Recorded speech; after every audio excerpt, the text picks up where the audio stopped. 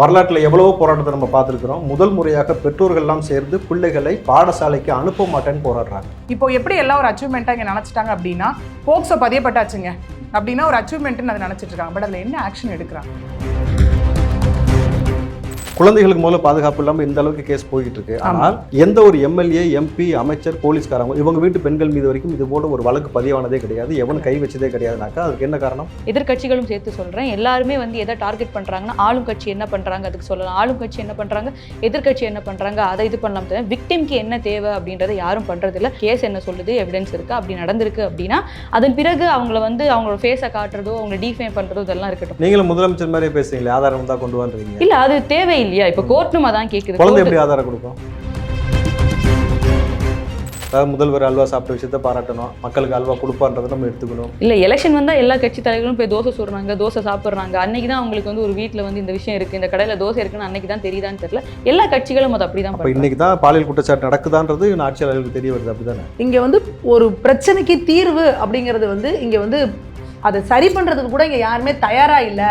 அந்த பிரச்சனையும் பூசி முழுகணும் அப்படின்றதுதான் இங்கே தான் இருக்காங்க. முன்னெல்லாம் வயசுக்கு வந்த பிள்ளை வெளியில் போகிறதுக்கு தான் பயப்படுன்னு சொல்லுவாங்க. இப்போ குழந்தைங்க வெளியே போகிறதுக்கே பயமாக இருக்குது. ஒரு சரக்கு அடித்தவனே அவன் தராதரம் இல்லாமல் பேசுவான். கஞ்சா அடித்தானா அவனுக்கு அம்மாவுக்கும் பொண்டாட்டிக்கும் அடுத்த வீட்டுக்காரிக்கும் வித்தியாசம் தெரியாது. மெத்துன்னு போயிட்டான்னு வச்சுக்கோங்க, அவனை என்ன கேட்க முடியும்? அவனுக்கு மிருகத்துக்கு மனுஷத்துக்குன்னு வித்தியாசம் தெரியும். முதல்வரை கேட்டால் அவர் ஏதோ ஒரு லோகத்தில் வாழ்ந்துட்டு இருக்காரு. அப்படிலாம் எதுவுமே கிடையாது. ஒரு கொம்பனும் குறை சொல்ல முடியாத ஆட்சி இது. பெண்கள்லாம் என்னை ஆசையாக அப்பா அப்பான்னு கூப்பிடுறாங்கன்றாரு. எது கூப்பிட்டாங்களா? சார்ஜ் ஷீட் போடுறது 30% தான். இதில் சார்ஜ் ஷீட் போடுறது 30%. வழக்கு வெளியில வரது 10% தான். ஆமா, 30% தான் சார்ஜ் ஷீட்டே வருது. கிட்டத்தட்ட நீங்க பார்த்தீங்கன்னா 6175 கேஸ் இன்னும் பெண்டிங்கில் இருக்குது. அதில் இன்னும் கொஞ்சம் போனீங்கன்னா 501 கேஸ் 20 வருஷமாக பெண்டிங்கில் இருக்குது. இன்னொரு விஷயம், பெண்களுக்கு எதிரான குற்றங்கள் நடத்துவது நிறைய பேர் தொடர் குற்றவாளிகளாக தான் இருக்கிறாங்க. புதுசாக ஒரு குற்றவாளியெல்லாம் உருவாகலை. கண்டிப்பாக. ஏன்னா இந்த மாதிரி ஒரு விஷயங்கள் நடக்கும்போது உடனே எஃப்ஐஆர் போட்டு உடனே சார்ஜ் ஷீட் போடணுன்றது தான் விதி. 30லேருந்து 45 நாளுக்குள்ளே அவங்க கண்டிப்பாக போட்டே ஆகணும்னு அதை தாண்டி மினிமம் பனிஷ்மெண்ட்டே போக்சோல அரெஸ்ட் ஆன 20 வருஷம் மினிமம். 20 வருஷம் மினிமம் 20 வருஷம். பட் போக்சோல அரெஸ்ட் ஆன யாருமே அந்த மாதிரி இருந்த மாதிரி போக்சோ கூண்டாஸ்ல அரெஸ்ட் ஆகிறவங்களுக்கு பெயிலே கிடையாது இந்த இடத்துல. இங்கே இருக்கிற ஆளும் கட்சியாக இருக்கட்டும், எதிர்கட்சியாக இருக்கட்டும், எல்லாரும் சொல்கிறாங்க இல்லை இது மக்களுக்கு வரக்கூடாது பற்றி பேசுகிறாங்க. அவங்க எல்லாம் சொல்லி கேட்காதவங்க எந்த அளவுக்கு மத்திய அரசு அண்ணாமலைக்காக செயல்படுது, அது இல்லாமல் இங்கே இருக்கும் மாநிலத்தில் இருக்கும் அரசுக்காகவோ மக்களுக்காகவோ செயல்படல. அண்ணாமலை சொன்னால் மத்திய அரசு கேட்குதா, அப்போ மக்களுக்காக மத்திய அரசு கேட்கலையான்ற ஒரு கேள்வி இங்கே எழுதாது. பாரபட்சம் பார்க்குது மத்திய அரசு தானே இப்போ சொல்லுங்க. அண்ணாமலை பார்த்து அப்போ திமுக பயப்படுகிறது இல்லை, மத்திய அரசு திமுகவை பயப்பட வைக்குதுன்னு சொல்லி டங்ஸ்டனுக்காக அண்ணாமலை டெல்லி போய் பிரதமரை பார்த்தவர் இப்படி எலெக்ஷன் மோசமா நடக்குதுன்னு சொல்லி ஏன் போய் பார்க்கல? பாஜக காசு கொடுக்கலன்னு சொல்ல முடியாது. பாராளுமன்றத்தில் நயனா நாகேந்திரன் ஒரு கேஸ் இருக்கு, ட்ரெயின்ல காசு வந்து அப்ப அவங்களும் மாட்டி அது நிரூபிக்கப்படல. அது பணம் போயிருக்கு, இவங்க சொல்லிட்டு இருக்காங்களே ஒழிஞ்சு இது இவங்களா சொல்றது. நீங்க ஒவ்வொரு 2 மணி நேரத்திற்கும் ஒரு பெண் குழந்தை பாலியல் பலாத்காரத்துக்கு ஆளாகிறாள். ஒவ்வொரு 1 மணி நேரமும் ஒரு பெண் பாலியல் பலாத்காரத்துக்கு ஆளாகிறாள் தமிழ்நாட்டில். இது டேட்டா சொல்லுது நமக்கு. ஏதாவது ஒரு வழிவகை இப்போ தன்னிச்சையாக நீதிமன்றத்தில் போய் இந்த வழக்குக்காக நம்ம ஏதாவது முறையிடலாம். பெண்களுக்கு இவ்வளோ பெரிய அத்துமீறல் நடந்து கொண்டு இருக்கிறது. அரசாங்கம் இத்தனை வழக்கு வந்த பிறகும் யாருக்கும் போக்சோல இது மாதிரி கடுமையான தண்டனை கொடுக்கல. பல இடத்துல பெயில் கொடுத்துட்றாங்க. அப்போ இதை சட்ட ரீதியாக நாளைக்கு நம்ம கோர்ட்டில் போய் தன்னிச்சையாக ஒரு வழக்கு தாக்கல் செய்யணும்னா என்ன மாதிரி வழக்கு தாக்கல் செய்யலாம், எப்படி இது கவனம் பெறுவதற்கு செய்யலாம்? போலீஸையே வேலை செய்ய வைக்கிறதுக்கு நம்ம கோர்ட்டுக்கு போகலாம். அந்த இடத்துல நம்ம போயிட்டு ஒரு மெஜிஸ்ட்ரேட்டை போயிட்டு ஒரு டைரக்ஷன்ன்ற ஒரு கான்செப்ட் மூலியமா, ஒரு டைரக்ஷன் பெட்டிஷன் போடுற மூலியமா கண்டிப்பா எல்லா போலீஸாரும் அந்த இடத்துல கேள்வி கேட்கப்படுவார்கள். பெண்கள் சேஃபா இருக்காங்க தமிழ்நாட்டுலன்றாரு, பெண்கள் நல்லா இருக்காங்கன்னு மத்திய அமைச்சர் அவர் கம்யூனிகேஷனோட மத்திய அவருக்கு எழுதி கொடுத்துருப்பாங்களோ?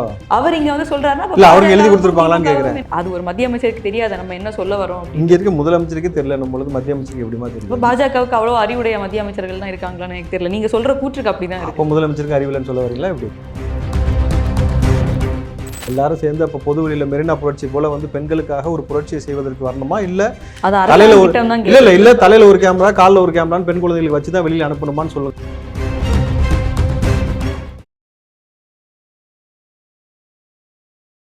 இளைய பாரத நேயர்களுக்கு வணக்கம். இன்றைக்கு எந்த தலைப்பில் பேச போறோம்னா, பேராபத்தில் பெண் சமூகம், இந்த ஆட்சியாளர்கள் என்ன செய்து கொண்டு இருக்கிறார்ன்ற தலைப்பில் தான் பேச போகிறோம். முதல்ல இது விஷயமா பேசுறதுக்கு national certificate post training Madras high court advocate Priyadarshini அவர்கள் வணக்கம் மேடம். வணக்கம் சார். பெண் பத்திரிகையாளர் அஞ்சு அவர்கள் வணக்கம் மேடம். பாஜக மகளிர் செயற்குழு உறுப்பினர் திரு சுமதி அவர்கள். வணக்கம் மேடம். வணக்கம். சமூக ஆர்வலர் மற்றும் அரசியல் விமர்சகர் ராதாதேவர் அவர்கள். வணக்கம் மேடம். வணக்கம். இன்றைக்கு இந்த ஆட்சியில் பெண்களுடைய நிலைமை என்னவாக இருக்கிறது, குறிப்பாக பச்சிளம் குழந்தைகளுக்கு கூட பாதுகாப்பு இல்லாத ஒரு சூழல் நடந்து கொண்டிருக்கக்கூடிய இந்த ஒரு அவலமான ஒரு ஆட்சி நடந்து கொண்டிருக்கிறது. எதை பற்றியும் கவலைப்படாமல் மாடல், திராவிட மாடல் என்று பேசிக் கொண்டிருக்கிறார் முதலமைச்சர் அவர்கள். இந்த நொடி வரை இந்த பிள்ளைகளுக்கான பாதுகாப்பு, இந்த பாதுகாப்பின்மையை குறித்து முதலமைச்சரோ துணை முதலமைச்சரோ எந்த இடத்திலும் பேசியதாக தெரியவில்லை. இன்றைக்கு யதார்த்தமான வாழ்வியல் ஒவ்வொரு பெற்றோருக்கும் ஒவ்வொரு மகளிரும் என்ன மாதிரியான நிலையில் இருக்காங்க அப்படின்றத பறைசாற்ற வகையில் திமுகவுக்கு புரிகிற வகையில் ஒரு கவிதையாகவே நான் எழுதி கொண்டு வந்திருக்கேன். அதுலேருந்து ஆரம்பிப்போம். பேராபத்தில் பெண் சமூகம். பிஞ்சுகள் வழி தாங்குமா பிறப்புறுப்பு என்றொன்று இருந்தால் போதுமா? பிஞ்சுகள் வழி தாங்குமா பிறப்புறுப்பு என்றொன்று இருந்தால் போதுமா? உருவத்தில் பெண்ணாய் இருந்தால் உணர்ச்சிகள் வருகிறதா? கருவுற்ற பெண்ணாய் இருந்தாலும் காமம் தான் தெரிகிறதா? சில ஆசானும் சரியில்லை, அரசாங்கமும் சரியில்லை, பாதுகாப்பாய் பயணம் செய்ய பருவம் எது என்று தெரியவில்லை. பள்ளிகள் எல்லாம் பள்ளி அறையா, பாடசாலைகள் என்ன படுக்கை அறையா? ஆட்டோவிலும் அடக்குமுறையா, அனுதாபிகளுக்கு அளவே இல்லையா? ஆட்சியாளர்களுக்கு இரக்கம் இல்லையா? ஆண்டவா இதை கேட்க யாரும் இல்லையா? யாருடன் நான் பழகச் சொல்வது? யாரை நம்பி அவளை விட்டு செல்வது? காலமும் சுமந்து கொள்ள நான் கங்காருவாய் பிறக்கவில்லை. காமத்தின் பிடியிலிருந்து அவளை காப்பாற்ற நான் எங்கு செல்ல? அரக்கனாய் மாறிய ஆண்களை வெறுக்கிறேன், தகப்பனாய் இன்று தனிமையில் அழுகிறேன். அரக்கனாய் மாறிய ஆண்களை வெறுக்கிறேன், தகப்பனாய் இன்று தனிமையில் அழுகிறேன். ஒவ்வொரு யதார்த்தமான ஒவ்வொரு பெற்றோரின் குரலாக இதுதான் இருக்கிறது. இன்றைக்கு இவ்வளவு பெரிய ஒரு அநீதி நடந்து கொண்டு இருக்கிறது. இந்த சமூகத்தில் வரலாற்றில் எவ்வளவோ போராட்டத்தை நம்ம பார்த்துருக்கிறோம். முதல் முறையாக பெற்றோர்கள்லாம் சேர்ந்து பிள்ளைகளை பாடசாலைக்கு அனுப்ப மாட்டேன்னு போராடுறாங்க. இந்த அவலமான சூழ்நிலை இந்த ஆட்சி நடந்து கொண்டு இருக்கிறது. இந்த பெற்றோரிடம் யார் பேசணும்னாக்கா பள்ளிக்கல்வித்துறை அமைச்சர் அன்பில் மகேஷ் வந்து பேசியிருக்கணுமானால், ஒரு காவல் அதிகாரியை வச்சு பெற்றோர்கிட்ட பேச விடுறாங்கனாக்கா அவர்கள் என்ன குற்றவாளிகளை அக்யூஸ்டான ஒரு கேள்வி இருக்கு இல்லையா? இதை குறித்து விரிவாக பேசுவதற்கு முதலாக அட்வொகேட் பிரியதர்ஷன் வந்து, நீங்கள் சமீப காலமாக இங்கே பெண்களுக்கு எதிராக, குறிப்பாக குழந்தைகளுக்கு எதிரான பாலியல் அத்துமீறல்கள் அது பள்ளிகளில் கல்லூரிகளில் தொடர்ச்சியாக நடந்து கொண்டிருக்கிறது. சட்டம் என்ன சொல்கிறது, இந்த அரசாங்கம் என்ன செய்து கொண்டிருக்கிறது உங்கள் பார்வை? கண்டிப்பாக சார். ஏன்னா இப்போது அரசாங்கத்தை பொறுத்த வரைக்கும் நம்ம பார்த்தோம் அப்படின்னா, ரீசெண்டாக நமக்கு வந்த டேட்டா படி பார்த்தோன்னா ஜனவரி 1ஆம் தேதியிலேருந்து பிப்ரவரி 5ஆம் தேதிக்குள்ளே மட்டும்னா 95 பாலியல் வன்கொடுமைகள், அது பாலியல் ரீதியான எல்லா விதமான ஒரு துன்புறுத்தல்கள் எல்லாமே கிட்டத்தட்ட 95 கேஸ் ஃபைல் ஆயிருக்கு. இப்போ 110 வரைக்கும் போயிருக்காங்க. 110. ஏன்னா அது ஒத்துட்டு இருந்திருக்காங்க கவர்மெண்ட் சைட்ல இருந்தே. ஏன்னா அதில் போக்சோ மட்டும் பார்த்தீங்கன்னா கிட்டத்தட்ட 80% வந்து போக்சோ கேசஸ் தான் ரெஜிஸ்டர் ஆயிருக்கு. அதுலேயும் குறிப்பாக ஜனவரிக்கு அப்புறம் பிப்ரவரி பார்த்தோம் அப்படின்னா ஃபுல்லாக போக்சோ தான் நமக்கு ரெஜிஸ்டர் ஆகிட்டே இருக்கு நமக்கு. அதாவது மன்னார்குடி ஸ்கூல் சம்பவம், கிருஷ்ணகிரி ஸ்கூல் சம்பவம், ரீசெண்டாக பார்த்தா மலைவாழ் மக்கள் அதாவது அந்த ஆள் வந்து அதில் இன்னும் என்ன குறிப்பாக வந்து ரொம்ப அதிர்ச்சிகரமான விஷயம் என்னவா பார்க்கப்படுது அப்படின்னா, இந்த ஆள் இதே வேலையை தான் பல வருடங்களா பண்ணிட்டு இருந்ததுக்கு அப்புறம் அதை பத்தின மலைவாழ் குடியுரிமை இருக்கு இல்லையா, அந்த மேனேஜ்மெண்ட் கிட்டயும் கம்ப்ளைண்ட் கொடுத்ததுக்கு அப்புறம் எந்த ஆக்ஷனும் அங்க எடுக்கப்படல. ஸோ 10 மாணவிகள் தானா வந்து இந்த விஷயத்த சொல்லியிருக்காங்க அப்படிங்கிறது தெரிய வருது.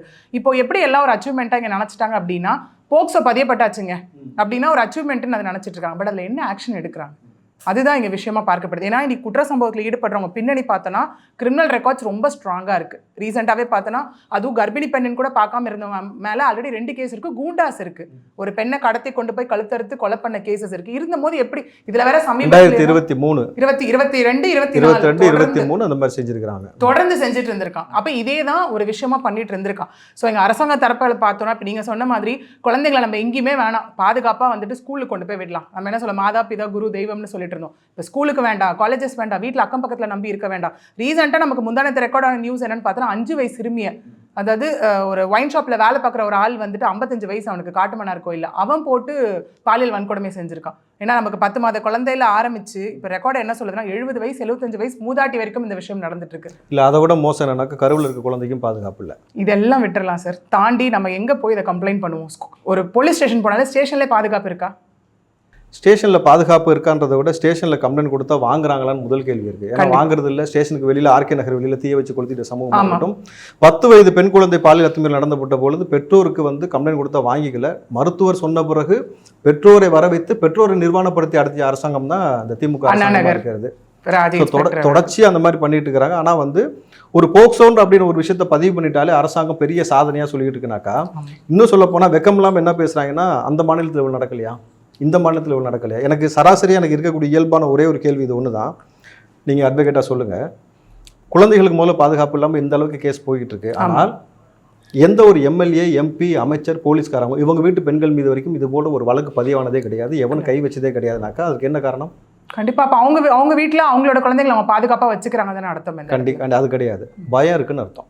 இங்கே பொறுக்கிங்களுக்கு அவர்கள் மீது கை வச்சா வாயிலே சுடுவாங்க, தூக்கி போட்டு மிதிப்பாங்கன்ற பயம் இருக்குது. அப்போ அந்த பயத்தை, அந்த அச்சத்தை இங்கே இருக்கக்கூடிய அரசாங்கம் ஏற்படுத்தணும். ஏற்படுத்தாமல் ரொம்ப சாதாரண விஷயமாக வந்து இயல்பாக கடந்து போகிற மாதிரி இன்றைக்கி ஒரு டிவியை திறந்தாலே கிட்டத்தட்ட இந்த செய்தியை பார்த்து இந்த வழக்குகள் பதிவு செய்யப்படுகிறது. காலையில் ஜெயிலு, சாயங்காலம் பெயில்னு வெளியே வந்துடுறாங்க. இந்த சிஸ்டமை மாற்றுறதுக்கு ஏதாவது சட்ட வகையில் ஏதாவது ஒரு வழிவகை இருக்கா, இல்லை இதுதான் ப்ரொசீஜரா? இல்லை சார், இப்போ ப்ரொசீஜரை தாண்டி நம்ம ஒரு பெயில் போனாலே என்ன பண்ணுவோம் அப்படின்னா, லாவில் வந்து நம்ம சொன்ன மாதிரி அந்த கிரிமினலோட அக்யூஸ்டோட கிரிமினல் ரெக்கார்ட்ஸ் பார்ப்போம். ரெக்கார்ட்ஸ் பார்த்து தான் நம்ம வந்து பெயிலே அப்ஜெக்ட் பண்ணுவோம் அந்த இடத்துல. ஏன்னா இவங்களுக்கு இவ்வளோ கிரிமினல் ரெக்கார்ட்ஸ் இருக்குது, இது இருக்குது, அதனால் பெயில் கொடுக்கக்கூடாது நம்ம அப்ஜெக்ட் பண்ணுவோம். இதையும் தாண்டி நம்ம என்ன இந்த பக்கம் அப்ஜெக்ஷன் போனாலும் அங்கே அரசு தரப்பு வழக்கறிஞர்னு ஒருத்தர் இருப்பாங்க. ஸோ அவங்க வந்து என்னன்னா, இதில் நம்ம மெயினாக அப்ஜெக்ட் பண்ண வேண்டியது, நம்ம என்னதான் பாதிக்கப்பட்டவங்களுக்காக இன்டர்வியூனர் பெட்டிஷனாக உள்ளே போனாலும் அரசு தரப்புலேருந்து அரசு தரப்பு வழக்கறிஞரோ இல்லை போலீஸோ ஒரு அப்ஜெக்ஷன் கொடுக்காம அங்கே பெயில் அப்ஜெக்ட் ஆக போகிறது கிடையாது. ஓகே, ஸோ அவங்க ஸ்ட்ராங் அப்ஜெக்ஷன் கொடுக்குற பட்சத்தில் தான் இந்த பெயில் வந்து அப்ஜெக்ட் ஆகும். இல்லை இந்த மாதிரி இவர் வயசானவர், இவருக்கு இந்த விஷயம் இருக்குது, இவருக்கு குழந்தை இருக்குது, குட்டி இருக்குது, அந்த கதையெல்லாம் சொன்னாங்கன்னா அவங்க அப்ஜெக்ஷன் கொடுக்கலன்ற பட்சத்தில் தான் நிறைய லூப் ஹோல்ஸ் எடுத்து இவங்க எல்லாமே பெயிலில் வரதுக்கு ஒரு முக்கிய காரணமாக இருக்குது. ஸோ அனுதாபிகளுக்கு ஆட்சியே வந்து துணையாக இருக்குது, வேறு ஒன்றும் செய்ய முடியாது. சரி, ஒரு பத்திரிகையாளராக ஒரு பெண்ணாகவும் நீங்கள் சொல்லுங்கள் அஞ்சு. சமீப காலமாக இந்த ஆட்சியில் நடக்கக்கூடிய எல்லா விஷயத்தையும் நீங்களும் பார்க்குறீங்க, பல நபர்களை நீங்கள் நேர்காணல் எடுத்திருக்கீங்க, களத்துக்கு போயிருக்கீங்க. உங்களுடைய பார்வையில் இல்லைங்க, எல்லாருமே வந்து யார் குற்றம் செஞ்சாங்க அப்படின்னு பார்க்கும்போது அந்த ஒரு விக்டிமாக இருக்காங்க இல்லையா, அவங்களுக்கு என்ன விஷயம் பண்ணுறாங்க அப்படின்றது பார்க்கணும். ஆட்சியாக இருக்கட்டும், பேரண்ட்ஸாக இருக்கட்டும், இல்லை ஸ்கூல் அதாரிட்டியாக இருக்கட்டும், என்ன பண்ணுறாங்க அப்படின்றது. ஒரு குழந்தைக்கு 18 வயசு அப்படின்றது இங்கே 10 வயசுக்கு கீழே 3 வயசு 4 வயசு குழந்தைக்கு இப்படி நடக்கும்போது எந்த ட்ராமாவை அது வந்து இது பண்ணி ஃபாலோ பண்ணி வருது இந்த வயசு ஆகிற வரைக்கும் அப்படின்றது, ஒரு மேரேஜ்னு எடுக்கும்போது எந்தெந்த பயத்தை அந்த குழந்தைக்கு கொடுக்குன்ற ஒரு விஷயம் இருக்குது. ஆனால் அதை பற்றி யாருமே இங்கே பேசுறதில்லை. எல்லாரோட எதிர்கட்சிகளும் சேர்த்து சொல்கிறேன், எல்லாருமே வந்து எதை டார்கெட் பண்ணுறாங்கன்னா, ஆளும் கட்சி என்ன பண்றாங்க அதுக்கு சொல்லலாம், ஆளும் கட்சி என்ன பண்றாங்க, எதிர்கட்சி என்ன பண்றாங்க அதை இது பண்ணலாம். தவிர விக்டிம்க்கு என்ன தேவை அப்படின்றத யாரும் பண்றது இல்லை. இல்லாமல் விக்டிமோட ஐடென்டிட்டியை வெளியில விடுறது இல்லை. விக்டிமுக்கு தேவையான விஷயம் தான் செய்கிறாங்கல்ல, ஐடென்டிட்டி வெளியில் விட்டுறது, அதுக்கப்புறமேட்டு முடிஞ்சா நீங்கள் வந்து பாதுகாப்பு, நீங்கள் வந்து கம்ப்ளைண்ட் கொடுங்கன்னு கேட்க வேண்டியது, அந்த மாதிரி வேலை அரசாங்கம் நல்லபடி தானே செஞ்சுட்டு இல்லை. அவங்க சொல்லிட்டாங்க டெக்னிக்கல் எரர்னால அது நடந்துச்சு அப்படின்றாங்க. அதுதான் இன்னைக்கு அந்த பத்திரிகையாளர்லாம் கூப்பிட்டு யார் இது வெளில விட்டது, இந்த நம்பர் எப்படி வெளில போச்சுன்னு கூப்பிட்டு இன்னைக்கு விசாரிக்கிறது போலீஸ் தான். இது விசாரிக்க இருந்தால் என்ன சொல்வீங்க, ஆர்எஸ்பி மீடியா, அவங்க சப்போர்ட்டட் மீடியா, அந்த பத்திரிகையாளரை கூப்பிட்டப்போ இப்போ நீங்கள் என்ன சொல்கிறீங்க, அதுக்கும் ஒரு காரணம் சொல்கிற மாதிரி இருக்குது. ஸோ அவங்களையும் கூப்பிட்டு அவங்க விசாரிக்க தான் செய்கிறாங்க. அந்த பத்திரிகையாளரை இப்போ வந்து திமுக அகேன்ஸ்டாக தான், ஆளும் கட்சிக்கு அகேன்ஸ்டாக பேசிகிட்டு இருக்காங்க. நீங்கள் எப்படி எங்களை கூப்பிடலாம், நீங்கள் எப்படி இது பண்ணலான்ற கேள்வி அவங்க எடுப்புறாங்க. இன்னொரு பக்கம் பார்த்தோம் அப்படின்னா, பாலியல் வன்கொடுமை அப்படின்ற ஒன்று நடந்துச்சு. இது வந்து எப்படின்னா, இப்போ நான் எல்லா பெண்களையும் நான் குறையா சொல்லலை, பெண்கள் ஒரு புகார் கொடுக்குறாங்க அப்படின்னா இந்த ஆண் தான் அப்படின்னு கை காட்டிட்டாங்க, உடனே வந்து அரெஸ்ட் பண்ணிடணும் அப்படின்ற ஒரு இது பல இடத்துல பார்த்துருக்கோம், பல நிகழ்வுகளும் நடந்திருக்கு. அந்த ஆணுக்கு வந்து அதில் வந்து இன்வால்மெண்ட்டே இருக்காது. ஏதோ ஒரு நான் வந்து பாலியல்னு ஒரு கம்ப்ளைண்ட் கொடுத்தா அந்த ஆணோடைய ஃபேம் போயிடும், இல்லை அவங்களுடைய பேர் கெட்டு போயிடும் அப்படின்றது, அந்த குடும்பம் எந்த அளவுக்கு அது கஷ்டப்படுது திரும்ப என்னன்றது யாரும் பார்க்கறது இல்லை. ஒரு கேஸில் ஒரு ஆண் அரெஸ்ட் பண்ணப்படுறாங்க அப்படின்னா அந்த கேஸ் இது வரட்டும், கேஸ் என்ன சொல்லுது, எவிடன்ஸ் இருக்கா, அப்படி நடந்திருக்கு அப்படின்னா அதன் பிறகு அவங்கள வந்து அவங்களோட ஃபேஸை காட்டுறதோ அவங்க டிஃபேம் பண்றதோ இதெல்லாம் இருக்கட்டும். நீங்களும் முதலமைச்சர் மாதிரி பேசுறீங்களே, ஆதாரம் தான் கொண்டு வந்துறீங்க. இல்ல அது தேவையில்லையா? இப்ப கோர்ட்டும் அதான் கேக்குது. குழந்தை எப்படி ஆதாரம் கொடுக்கும்? குழந்தை நான் சொல்ல பொதுவாக எனக்கு ஒரு கேள்வி இருக்கு. இந்த ஆட்சியில் குழந்தைகள் எப்படி வந்து கொடுக்கும்? இன்றைக்கு அந்த ஸ்கூலில் வந்து பாலியல் வன்புணர்வு செய்யப்பட்ட குழந்தை வந்து 8 வயது கிட்டத்தட்ட கர்ப்பமான பிறகுதான் அந்த செய்தியை வெளியில் வருகிறது பொழுது, அப்போ இப்படி தான் குழந்தைகள் வந்து அச்சத்தில் இருக்கிறாங்க இல்லையா? இதை சரி செய்வதற்கு அரசாங்கம் தரப்புல என்ன செஞ்சாக்கா உருப்படியாக செய்ய முடியும், ஏதாவது ஒரு சொல்யூஷன் சொல்ல முடியுமா? இது அரசாங்கம்னு வரதுக்கு முன்னாடி எனக்கு தோன்ற ஒரு விஷயம் என்னடா, அரசுக்கு முன்னாடி தாய் தந்தைன்னு 2 பேர் வீட்டில் இருக்காங்க. அவங்க வந்து இது சரி இது தப்பு, இதுனா நீங்க கிட்ட வந்து இல்ல, அவங்க வந்து ஃப்ரீடம் குழந்தையை கொடுக்கணும். இதுன்னா சொல்லு, நீ ஏதோ ஒன்று இல்லை, நீ தான் ஏதோ பண்ணியிருப்ப, ஏதோ ஒன்று அந்த குழந்தைய டார்கெட் பண்ண ஆரம்பிக்கும் போது தான் எப்படி நான் வீட்டில் சொல்றதுன்ற ஒரு ஃப்ரீடம் அந்த குழந்தைக்கு வீட்டில் இல்லை அப்படின்னா இப்படி கர்ப்பமாகிற வரைக்கும் யாருக்கும் வெளில தான் தெரியாம இருக்கும். குழந்தைக்கு மட்டும் இல்லை சார், பெருசானவங்களும் அப்படிதான் இருக்காங்க. எதுக்கு சொல்லணும்? இன்னைக்கு அந்த அண்ணா யூனிவர்சிட்டியில் அந்த பெண் முன் வந்து சொன்னாங்க இல்லை, என்ன ஆனாலும் பரவாயில்ல அப்படின்னு. அப்பதான் பல விஷயம் தெரியுது, இதுக்கு முன்னாடி அண்ணா யூனிவர்சிட்டி இப்படி நடந்திருக்கு அப்படின்ற ஒரு விஷயம் வருது. இந்த அளவுக்கு உண்மைன்னு தெரியாட்டும் ஒரு விஷயம் வருது. ஸோ அப்படி இருக்கும்போது இந்த மாதிரியான விஷயங்கள் சொல்லணுன்றவோ அரசு அரசு அரசு மற்றும் குற்றம் சொல்லாம அந்த பேரண்ட்ஸும் இது அங்கேருந்து அந்த ஸ்கூல் குழந்தைங்களுக்கு சொல்லி கொடுக்கணும். ஏதோ ஒன்றா வந்து சொல்லு, good good touch bad touch அப்படின்றதே ஒரு விதத்தில் என்னை பொறுத்த வரைக்கும் தவறுன்னு சொல்லுவேன். ஒரு தந்தையோ ஒரு பிரதரோ ஒரு ஃப்ரெண்டோ ஏதோ ஒன்று தொடும்போதே இல்லை வீட்டில் சொல்லியிருக்காங்க இல்லை ஸ்கூலில் இப்படி தொட்டா அது வந்து பேட் டச் அப்படின்ற ஒரு இது இருக்கும். அது சொல்லிக் கொடுக்கும் விதம் இருக்குது. அதையும் பார்த்து அது கவர்மெண்ட்டையும் சேர்த்து தான் சொல்கிறேன், அதுக்கான கவுன்சிலிங்ஸ் எல்லாமே கொடுக்கணும். அதை தாண்டி வந்து இன்னைக்கு ஞானசேகரன் அப்படின்ற ஒரு பேர் கேட்கும்போது அந்த இதை வந்து யாருமே எடுக்கல யாருமே பார்க்கல அப்படின்னு பேசுறீங்க. ஆனால் அதே புரியலங்க. அனுதாபி தானே சொல்றீங்க? இல்ல அது நீங்க அப்படி பேசலாம். திமுக தலைவர் சொன்னது, ஸ்டாலின் சொன்னது அனுதாபி. ஆமா, அவங்க கட்சிக்காரங்க இல்லை அப்படின்றப்போ ஒரு நார்மல் பர்சனா அவரை வந்து சொல்றாங்க இந்த மாதிரி. அவர் அரெஸ்ட் பண்றாங்க. அரெஸ்ட் பண்ணதுக்கு அப்புறம் ஞானசேகரனுக்கு என்ன நடந்துச்சு, அவர் அரெஸ்ட் பண்ணல, அரெஸ்ட் பண்ணி 3 நாள் வெளில விட்டாங்க அப்படின்றத மட்டும் இங்க பேசும்போது, அதே அந்த ஆசிரியர் நீங்க சொன்ன அந்த ஆசிரியர் இருக்கட்டும், ட்ரெயின்ல வந்து வேலூர்ல நடந்த விஷயம் மற்றும் இது எல்லாத்தையும் இருக்க அக்யூஸ்ட் இன்னைக்கு கைது பண்ணி அக்யூஸ்ட் உள்ள இருக்காங்க. அதை பத்தி யாரும் பேசல. கைது பண்ணிட்டாங்க பாராட்டணுமா? இல்ல கைது பண்ணிட்டு ஆமா துரிதமாக ஒரு அரசு நடவடிக்கை எடுத்து அதை வந்து மென்ஷன் பண்ணணும் இல்லையா, இந்த மாதிரி பண்றாங்க. அப்ப பார்க்கும்போதே எப்படி இருக்குன்னா இந்த அரசு எதுவுமே பண்ணலன்ற மாதிரி இருக்கும். அவங்க பண்ணும் விஷயத்தையும் பண்ணாத விஷயத்தையும் இங்க வந்து சொல்லணும் அப்படின்னு நினைக்கிறேன்.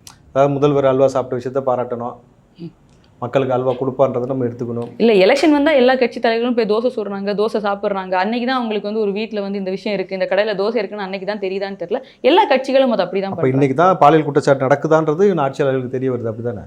இல்லை, எனக்கு என்ன ஒரு பொதுவான கேள்வினா, குறிப்பாக பள்ளிகளில் கல்லூரியில் நடக்கக்கூடிய விஷயத்தை தடுப்பதற்கான எளிய முறை எனக்கு தெரிஞ்ச வரைக்கும் எல்லா கிளாஸ் ரூம்லேயும் சிசிடிவி போட்டு பெற்றோர்களுக்கு ஐபிஐடி கொடுத்தா தான் உட்கார்ந்த இடத்துல வந்து பிள்ளைகளை பார்க்குறாங்க அப்படின்னு ஒரு விஷயம் தெரிய வரும்போது அந்த பெற்றோர் பார்க்குறாங்கன்னு ஒரு அச்சம் இருக்கும். குறிப்பாக வந்து கல்லூரிகளில் நடக்கக்கூடிய இந்த அசம்பாவிதத்தை தடுப்பதற்கு மிக எளியமான ஒரு சிஸ்டமாக இருக்க முடியும். இன்னொன்று இந்த போதை கலாச்சாரம். இந்த போதை கலாச்சாரம் தான் இவ்வளோ பெரிய விஷயத்திற்கு வித்திடுதுன்னும் பொழுது இந்த போதை கலாச்சாரத்தை ஒழிப்பதற்கே என்ன செஞ்சுருக்கிறாங்க? எனக்கு தெரிந்தவரை மிக எளிமையான ஒரு விஷயம், இனிமேல் டாஸ்மார்க் 3 மணி நேரம் தான் ஃபங்க்ஷன் ஆகும், பயோமெட்ரிக் கைரேகை வச்சா தான் கிடைக்கும், ஒரு நபருக்கு ஒரு நாளைக்கு இவ்வளோ தான் கொடுப்போம்னு சொல்லிட்டாக்கா திருப்பி 24 மணி நேரம் கழிச்சு தான் பயோமெட்ரிக் வேலை செஞ்சுனாக்கா சிறுவர்கள் போய் வாங்க முடியாது, எக்ஸ்ட்ரா வாங்கி கள்ளச்சந்தையில் விற்க முடியாதுன்னும் பொழுது அந்த குற்றத்தை குறைப்பதற்கான ஒரு எளிய வகை செய்ய முடியும். ஆனால் பாட்டிலுக்கு 10 ரூபாய் எக்ஸ்ட்ரா தான் வாங்குறாங்கன்னும் பொழுது என்ன செய்யலாம்னு சொல்லிட்டு மேடம் நீங்கள் கருத்தை சொல்லுங்கள். நீங்கள் சொன்னீங்க எதுவுமே வந்து இப்போ வந்து நடைமுறைக்கு சாத்தியப்படாத ஒரு விஷயம். இன்றைக்கி ஸ்கூல்ஸில் வந்து நீங்கள் சிசிடிவி வைக்கணும்னு சொல்கிறீங்க, உண்மையாலுமே அது நல்ல விஷயம். இது ப்ரைவேட் ஸ்கூலில் லட்சமாக ஃபீஸ் கட்டுற ஸ்கூல்லே வந்து இது சாத்தியமானு தெரியல. நீங்கள் கவர்மெண்ட் ஸ்கூலில் இன்றைக்கி போய் பார்த்தீங்கன்னா எங்கே மேலே டாப்பில் சீலிங் வந்து பேருந்து பிள்ளைங்க தலையில் விழுவுமா, இல்லை டாய்லெட் சவுறு தலையில் விழுவுமான்ற நிலமையில உயிருக்கு பாதுகாப்பே இல்லாத நிலமையில தான் வந்து இன்றைக்கி கவர்மெண்ட் ஸ்கூல்ஸ்லாம் நடந்துட்டுருக்கு. நீங்கள் ஒரு சர்வே எடுத்திங்கன்னா கவர்மெண்ட் ஸ்கூல்ஸில் முதல்ல டாய்லெட்டே கிடையாது. டாய்லெட் இருந்தாலும் அதில் மனுஷன் போகவே முடியாது. அந்தளவுக்கு கேவலமான ஒரு இதில் இருக்கிறப்போ நீங்கள் எப்படி இது இவ்வளோ எக்ஸ்ட்ரீமாக நம்ம வந்து இவ்வளோ சிசிடிவி வைக்கிற அளவுக்குலாம் இந்த அரசு வந்து இப்போ இயங்குமா அப்படின்றது தெரியல. 200 கோடி எடுத்து கார் ரேஸ் ஓட்டுற அளவுக்குலாம் வசதி இருக்கு. அதுதான் சொல்கிறேன், அதுக்கு இருக்கும். ஆனால் பிள்ளைகளோட படிப்புக்கு அதுக்கெலாம் இருக்காது. ஏற்கனவே ஒரு செவுறு இடிஞ்சு விழுந்து ஒரு சிறுவனு தான் அப்போ வந்து ஒரு 13 வயது சிறுவன். ஆமாம், அப்போ வந்து இவர் பள்ளிக்கல்வித்துறை அமைச்சர் என்ன சொன்னார்னா, ஒட்டுமொத்த தமிழ்நாட்டிலையும் வந்து ஒரு சர்வே எடுங்க, எந்தெந்த பில்டிங்லாம் வந்து டேஞ்சராக இருக்கோ இது பண்ணுறோன்னு. அந்த பில்டிங்லாம் சர்வே பண்ணாங்களே, அது என்ன ஆச்சு, அதுக்கு என்ன ரிப்போர்ட் வந்துச்சு, எத்தனை ஸ்கூல்ஸை வந்து நீங்கள் வந்து திரும்ப வந்து இது பண்ணீங்க, ரெனோவேட் பண்ணீங்க அப்படின்றத எதுவுமே கிடையாது. இல்லை வந்து அறிக்கை விட்டதோட சரி. இல்லை வந்திருக்கு, ரொம்ப டேஞ்சராக இருக்குது திமுக தான், டேஞ்சராக வந்திருக்குன்னு சொன்னாங்க, திருப்பி சரி பண்ணல. ரொம்ப டேஞ்சராக இருக்குது திமுக தான் சர்வே வந்திருக்கு. அது உண்மை. அப்போது நாங்கள் என்ன சொல்கிறோன்னா, இங்கே வந்து ஒரு பிரச்சனைக்கு தீர்வு அப்படிங்கிறது வந்து இங்கே வந்து அதை சரி பண்ணுறதுக்கு கூட இங்கே யாருமே தயாராக இல்லை. அந்த பிரச்சனையை பூசி முழுகணும் அப்படின்றதெல்லாம் இங்கே தான் இருக்காங்க. முதல்ல இங்கே அந்த ஆட்சி வந்ததுலேருந்து சில பேர் கேட்பாங்க, ஏங்க போன ஆட்சியில் வந்து இதெல்லாம் நடக்கலையா அப்படின்னா, அதை விட ரொம்ப அதிகமாக நடக்குது. ரொம்ப அச்சத்தை, அதாவது மக்களோட நார்மல் லைஃப்பை டிஸ்டர்ப் பண்ணுற அளவுக்கு ஒரு பெரிய அச்சத்தை ஏற்படுத்துது. இன்றைக்கி நாங்கள் வெளியில் போகிறோம்னா வீட்டில் இருக்கவங்க பயப்படுறாங்க, ரொம்ப லேட்டாலாம் வராத, நீ இந்த மாதிரி வெளியில் போகாத அப்படின்னு பயப்படுறாங்க. எங்களோட குழந்தைகள் வெளியே போனால் வீட்டுக்கு வரப்போ எங்களுக்கு பயமாக இருக்குது. இந்த அளவுக்கு அச்சம் இத்தனை வருஷங்களில் இருந்ததில்லை. நம்ம இதில் என்ன பிரச்சனை, நம்ம ஊரில் நம்ம பிள்ளைங்க அப்படின்றதே போய் ஒரு நாளைக்கு 5 நியூஸ் 10 நியூஸ். இப்போ இந்த ஒரு மாதத்துலேயே 100கணக்கான பாலியல் குற்றங்கள். முன்னெல்லாம் வந்து வயசுக்கு வந்த பிள்ளை வெளியில் போகிறதுக்கு தான் பயப்படுன்னு சொல்லுவாங்க. இப்போ குழந்தைங்க வெளியே போகிறதுக்கே பயமாக இருக்குது. நாங்களாம் குழந்தைகளாக இருக்கிறப்பெல்லாம் எங்கள் வயல்வெளி எங்கே வேணாலும் விளையாடிட்டு வருவோம், யார் வீட்டில் வேணாலும் போய் சாப்பிட்டுட்டு வருவோம். அப்படி ஒரு சுதந்திரம் இருந்துச்சு. இன்றைக்கி குழந்தைகளே வந்து ஒரு ஜெயில் கைதி போல் ஆக்க வேண்டிய நிலைமைக்கு இந்த சமுதாயத்தை தள்ளியிருக்கீங்க. அதுக்கு முதல் காரணம் போதை. நீங்கள் டார்கெட் வச்சு டாஸ்மாகில் சரக்கு வைக்கிறது, 24 மணி நேரமும் சரக்கு ஓட்டுறது, அந்த நாய் போதை பத்தாமல் அடுத்து கஞ்சா அடிக்கணும், கஞ்சா பத்தாமல் மெத்துங்கிற அளவுக்கு நீங்கள் வளர்த்து விட்ருக்கீங்க. ஒரு சரக்கு அடித்தவனே அவன் தராதரம் இல்லாமல் பேசுவான். கஞ்சா அடித்தானா அவனுக்கு அம்மாவுக்கும் பொண்டாட்டிக்கும் அடுத்த வீட்டுக்காரிக்கும் வித்தியாசம் தெரியாது.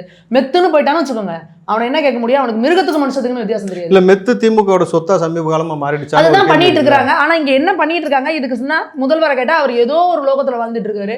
அப்படிலாம் எதுவுமே கிடையாது. ஒரு கொம்பனும் குறை சொல்ல முடியாத ஆட்சி இது. பெண்கள்லாம் என்னை ஆசையா அப்பா அப்பான்னு கூப்பிடுறாங்கன்றாரு. எது கூப்பிட்டாங்களா? அதுதான் அவர் மேடையில பேசுறாரு. எப்படி பேசுறப்ப அவருக்கு மனசாட்சி உறுத்துமா அப்படின்றதே தெரியல.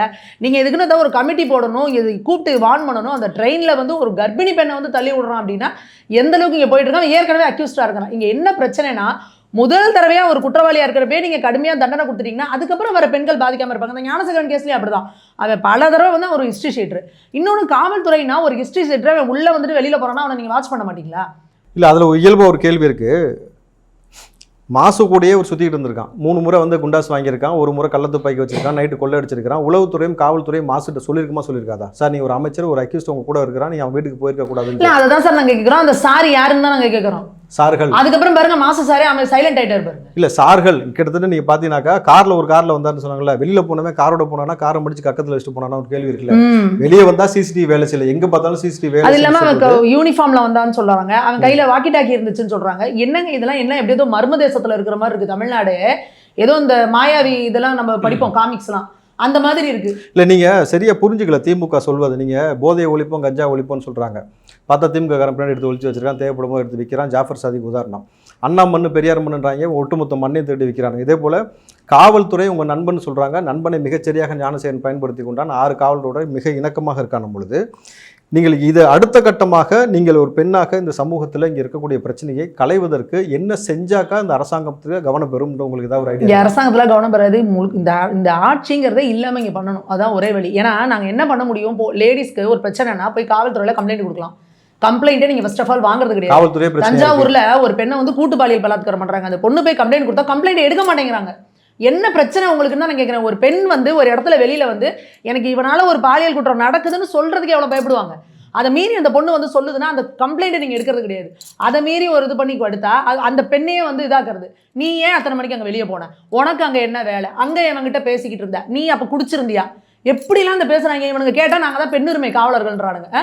இவனுங்க இந்த பெரியார் வளர்த்த பெண்ணியத்தில் 9 மணிக்கு மேலே பொண்ணுங்க வெளியே போகக்கூடாதா? 11 மணிக்கு ஈசிஆர் ரோட்டில் என்ன வேலைன்னு கேட்குறான். அந்த பொண்ணு குடும்பத்தோட கார் ஓட்டிட்டு வந்துட்டு இருக்கு. அந்த பொண்ணு குடிச்சிட்டு கார் ஓட்டுதுங்கிறானுங்க.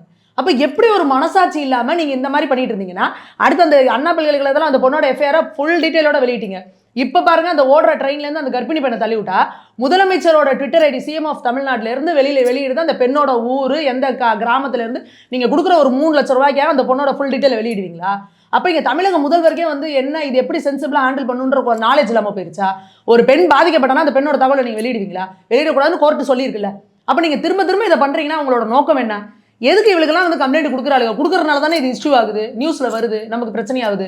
இந்த மாதிரி 4 பேரை பண்ணி விட்டோம்னா எல்லாம் வாய முடிட்டு பேசாமல் போயிடுவாங்க அப்படின்னு பண்ணுறீங்களா நீங்கள்? அப்போ உங்களோட பிரச்சனை என்னன்னா பிரச்சனைகளை தீர்க்கிறது கிடையாது, பிரச்சனையை ஒன்றும் பேசக்கூடாது, இது வெளியில் வரக்கூடாது.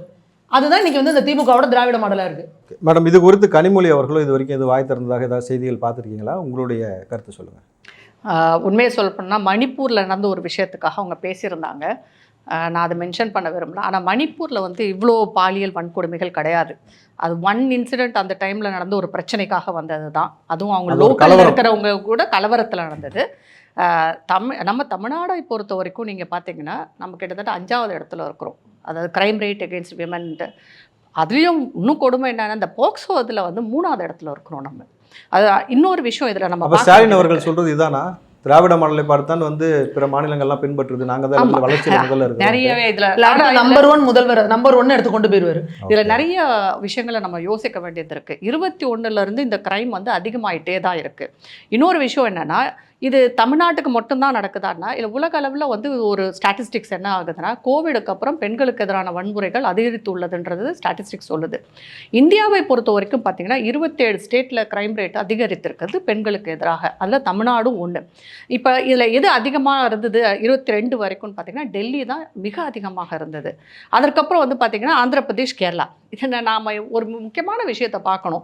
இதில் அதிகம் குறைவாக இருந்தது அப்படின்னா இல்லாட்டி அதாவது இறங்கு முகத்தில் இருந்தது இந்த மாதிரியான கிரைம் ரேட் அப்படின்ற ஸ்டேட்ஸ் எதுன்னு பார்த்தீங்கன்னா அசாம், ஒரிசா, அதுக்கப்புறம் ஹிமாச்சல் பிரதேஷ், திரிபுரா, மிசோரம், இங்கெல்லாம் குறையுது. அப்போ படிப்புக்கும் கல்வி அறிவுக்கும் இந்த பெண்களுக்கு எதிரான குற்றத்துக்கும் எந்த சம்பந்தமும் இல்லை. அப்புறம் இன்னொரு விஷயத்தையும் நான் இங்கே பதிவிட விரும்புகிறேன். 55% குழந்தைகள் திருமணம் அதிகரித்திருக்குது தமிழ்நாட்டில். இது வந்து மிகவும் நம்ம கவலைப்பட வேண்டிய ஒரு விஷயமா இருக்குது.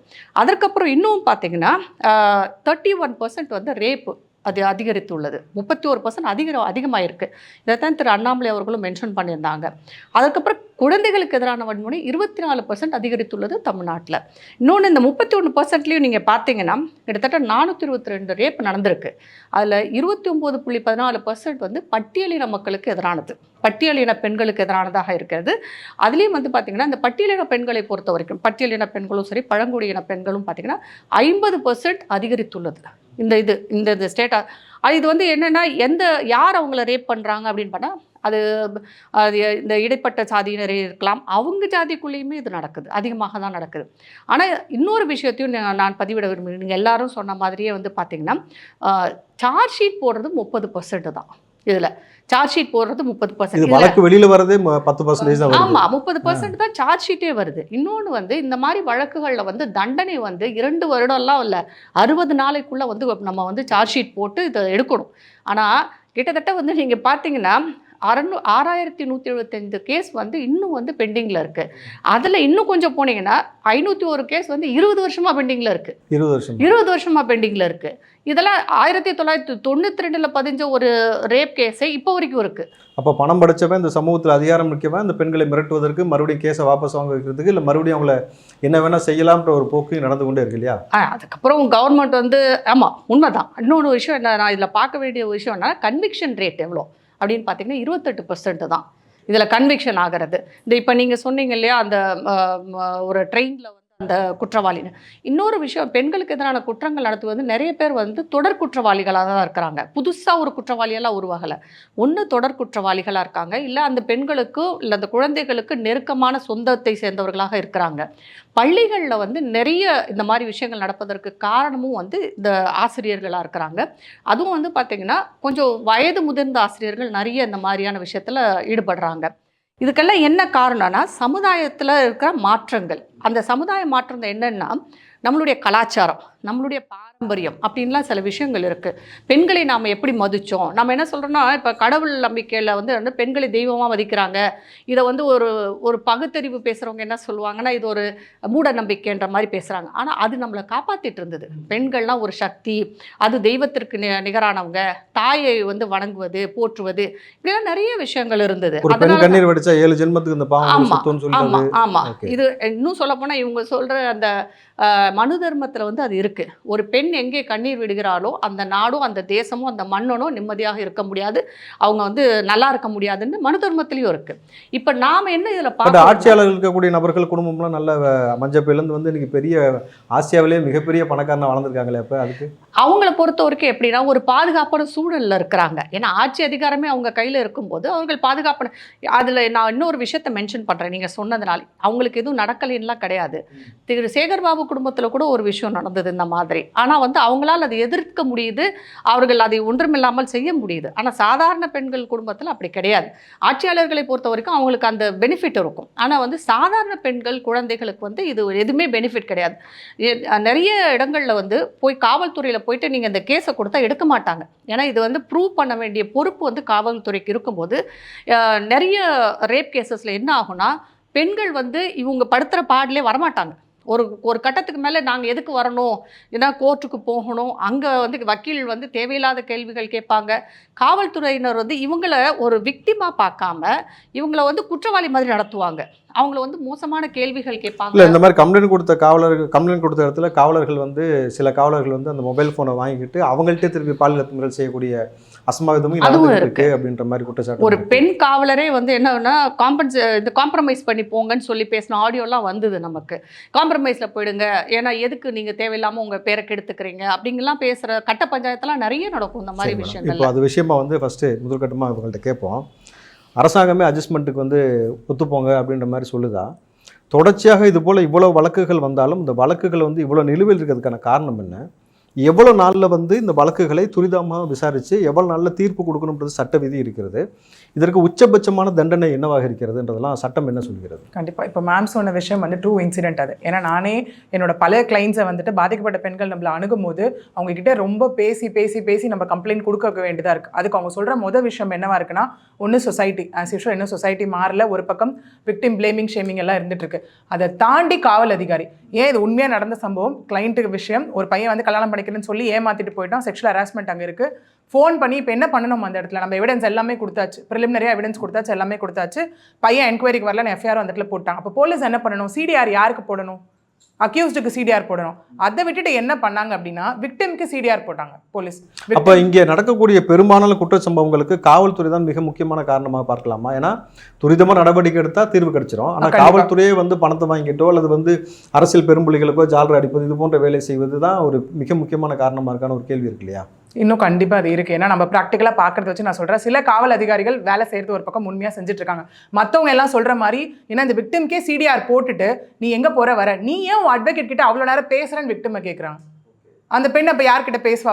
பட் அருண் அவர்கள் சொன்னார் ரவுடிகளுக்கு புரியுற மொழியில் அந்த பாஷையில் பேசுவோம்லாம் சொன்னதெல்லாம். இப்போ அதுக்கு இன்னும் அவர் பதில் சொல்லிட்டு தானே இருக்காரு. ஊம பாஷையில் பேசியிருப்பாரோ தெரியல, அது அவரை தான் கேட்கணும். ஏன்னா அவர் இன்னும் அதுக்கு பதில் சொல்லிட்டு தான் இருக்காரு அவரு. அப்போ இது வரைக்கும் பார்த்தீங்கன்னாக்கா சட்டம் வந்து ஒரு வழக்குன்னு வருது. குறிப்பாக வந்து குழந்தைகளை எடுத்துக்கலாம். ஃபஸ்ட்டு குழந்தைகள் மீது 18 வயதுக்கு உட்பட்ட குழந்தைகள் மீது பாலியல் வன்கொடுமை நடக்குன்னா சட்டம் அதிகப்படியான தண்டனை என்னன்னு சொல்லுது, எவ்வளவு நாளதுக்கு தீர்ப்பு கொடுக்கணுன்றதுக்கான ஒரு சட்ட விதிமுறை இருக்குது. கண்டிப்பாக. ஏன்னா இந்த மாதிரி ஒரு விஷயங்கள் நடக்கும்போது உடனே எஃப்ஐஆர் போட்டு உடனே சார்ஜ் ஷீட் போடணுன்றது தான் விதி. 30லேருந்து 45 நாளுக்குள்ள அவங்க கண்டிப்பாக போட்டே ஆகணும்ன்றதை தாண்டி மினிமம் பனிஷ்மெண்ட்டே போக்சோல அரெஸ்ட் ஆன 20 வருஷம் மினிமம். 20 வருஷம் மினிமம் 20 வருஷம். பட் போக்சோல அரெஸ்ட் ஆன யாருமே அந்த மாதிரி இருந்த மாதிரி முதல்ல போக்சோ கூண்டாஸ்ல அரெஸ்ட் ஆகிறவங்களுக்கு பெயிலே கிடையாது இந்த இடத்துல. அப்புறம் எப்படி தொடர்ச்சியாக இப்போ ஞானசேகரனாக இருக்கட்டும், இப்போ இந்த ட்ரெயினில் நடந்த சம்பவம்லாம் பார்த்தீங்கன்னா அவன் போக்சோ வழக்கு வாங்கினவன் தான். ஞானசேகரன் 3 குண்டாஸ் வாங்கினவன் தான். எப்படி இவர்கள்லாம் வெளியில் வந்தாங்க? இவங்க எல்லாம் அதான் சொன்னேன் இல்லையா, ஒரு பக்கம் காவல் அதிகாரிகள் வந்து அப்ஜெக்ட் பண்ணாதது ஒரு பக்கம், அரசு தரப்பு வழக்கறிஞர்கள் அப்ஜெக்ட் பண்ணாதது ஒரு பக்கம். இதை தாண்டி இப்போ முதல்ல போய் நம்ம ஒரு ஜட்ஜு கிட்டே நிற்கிறோம் அப்படின்னா பெயில் கேட்கும்போது அவர் கேட்குற முதல் வார்த்தை என்ன கேட்பாருன்னா குற்ற பின்னணி இருக்கான்னு தான் முதல் வார்த்தை கேட்பாங்க. இப்போ அரெஸ்ட் ஆகிற 90% பேர் வந்து குற்ற பின்னணி உள்ள ஒரு அக்யூஸ்டா தான் அந்த இடத்துல இருக்கு. அரசியல் பின்னணி இருக்குன்னு சொன்னால் ஈஸியாக கொடுத்துருவாங்களோ? கிடைச்சிட்டு தானே இருக்கு. அதுக்கு உதாரணங்கள் நம்ம பார்த்துட்டு தானே இருக்கும். அப்போ அரசியல் பின்னணி இருந்தால் போதும். இப்போ டோல்ல வந்து ஒரு கொடியை மாட்டினா போதும் உங்களுக்கு டோல் அவ்வளோ ஈஸியாக போயிடுச்சுல்ல அந்த விஷயம். அதுவே ஃபர்ஸ்ட் இல்லீகல் தானே. அதையும் நிறுத்தி வச்சு கேள்வி கேட்கணும். ஒன்றும் இல்லை, இந்த கட்சி இருக்குல்ல, யாரோ ஒருத்தர் வெளியே வந்து எங்கேயுமே வந்து யார் கார்டு யூஸ் பண்ணாதீங்க, டோலில் ஃப்ளாக் யூஸ் பண்ணால் உங்களுக்கு 2 வருஷம் தண்டனைன்னு சொன்னாங்களா யாராவது இது வரைக்கும்? சரி, எனக்கு இதில் இன்னொரு கேள்வி. இப்போ ஞானசேகரன் அவர்கள் வந்து அவன் பேசின இந்த விவகாரத்தை குறித்து அந்த என்டையர் சிடிஆர் ரிப்போர்ட் வந்து நான் வந்து 1 வருஷத்துக்குரியதை வந்து அண்ணாமலை சொன்னார், நான் எடுத்து வச்சிருக்கிறேன், யார்கிட்ட பேசினான்ற தரவுகள் என்கிட்ட இருக்குது, இது அஃபென்ஸ் தான், அவரும் ஒத்துக்கிறார் இது அஃபென்ஸ் தான். அப்போது நீங்கள் வெளியிடாட்டி நான் வெளியிடுவேன்னு சொல்கிறார்ல, சரி நியாயமாக வந்து ஒரு ஆட்சியாளர்கள் இப்படி ஒரு விஷயத்தை ஒரு தனிப்பட்ட நபர் ஒரு கட்சியிலேருந்து எடுக்கிறாருனாக்கா இது அஃபென்ஸ் அவரே ஒத்துக்கிட்டாரு, முன்னாள் ஐபிஎஸ் அதிகாரியாக இருக்கிறாரு, ஏன் இது வரைக்கும் அவர் மீது வந்து வழக்கு பதிவு செய்யலை? அவ்வளோ அச்சமா அண்ணாமலை பார்த்துன்னு ஒரு கேள்விங்க இருக்கு இல்லையா? இல்லை அச்சமா, இல்லை வந்து ஒரு வேளை அரெஸ்ட் பண்ணாக்கா ஆதாரத்தை வெளியில் விட்டுருவாரு, பல சார்கள் மாட்டுவாங்கன்ற பயமா?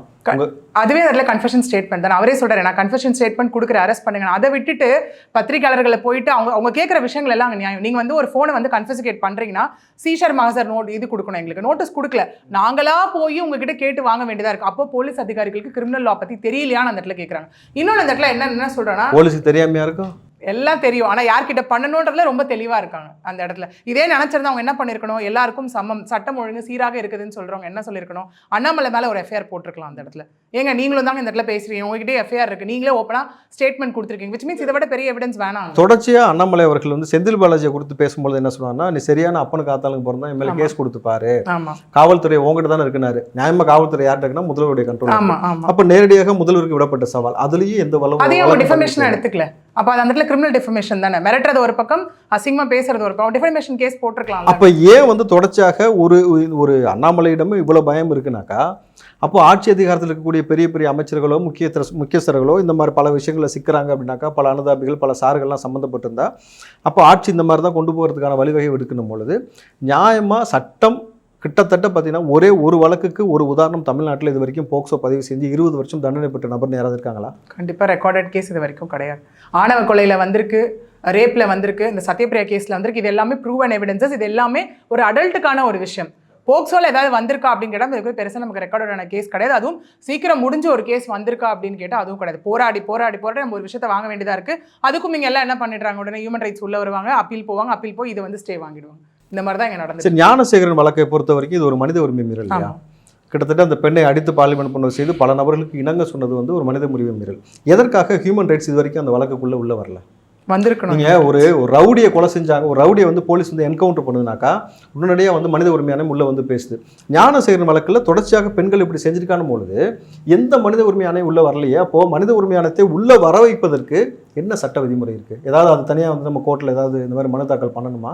இது நீங்கள் விசாரிக்கணும்னு சொல்லி பண்ணுறதுக்கு ஏதாவது வழிவகை இருக்கான்னு சொல்லுங்கள். இந்த இடத்துல இப்போ நம்ம போகும்போது பார்த்தீங்கன்னா திரும்ப அகைன் பப்ளிக் இன்ட்ரெஸ்ட் லிட்டிகேஷனாக தான் நம்ம போக முடியும் இந்த விஷயத்துக்கும். ஏன்னா ஹியூமன் ரைட்ஸ்க்குன்னு ஒரு பவர் இருக்குது. மனித உரிமை மீறல் எங்கே நடந்தாலும் அவங்க ஆஸ் பர் ரூல்ஸ் அவங்க உள்ளே வந்தே தான் ஆகணும். அப்போ அவங்களும் இந்த இடத்துல வரல அப்படின்னா அப்போ அவங்க யார் கண்ட்ரோல் கீழே இருக்காங்க அப்படிங்கிறதா திரும்ப இந்த இடத்துல கொஸ்டின் மார்க்காக இருக்குது. இந்த பிச்சுமணி ஒரு படத்தில் கோட்டை போட்டு வருவாப்பில், வடிவேல் பிச்சுமணி மாதிரி. கிட்டத்தட்ட பார்த்தீங்கன்னாக்கா இன்றைக்கு ஒரு ஆட்சியாளர்களுக்கு சம்மந்தப்பட்ட நபரே வந்து மனித உரிமையாளத்தில் இருக்குன்னு கோட்டு போட்டு சமீப காலமாக வந்த காணொலி நம்ம பார்த்தோம். ஸோ அது போன்ற மனித உரிமையாளர்களால தான் இந்த மாதிரியான விஷயம் நடக்குதான்றதை பேசுவோம்.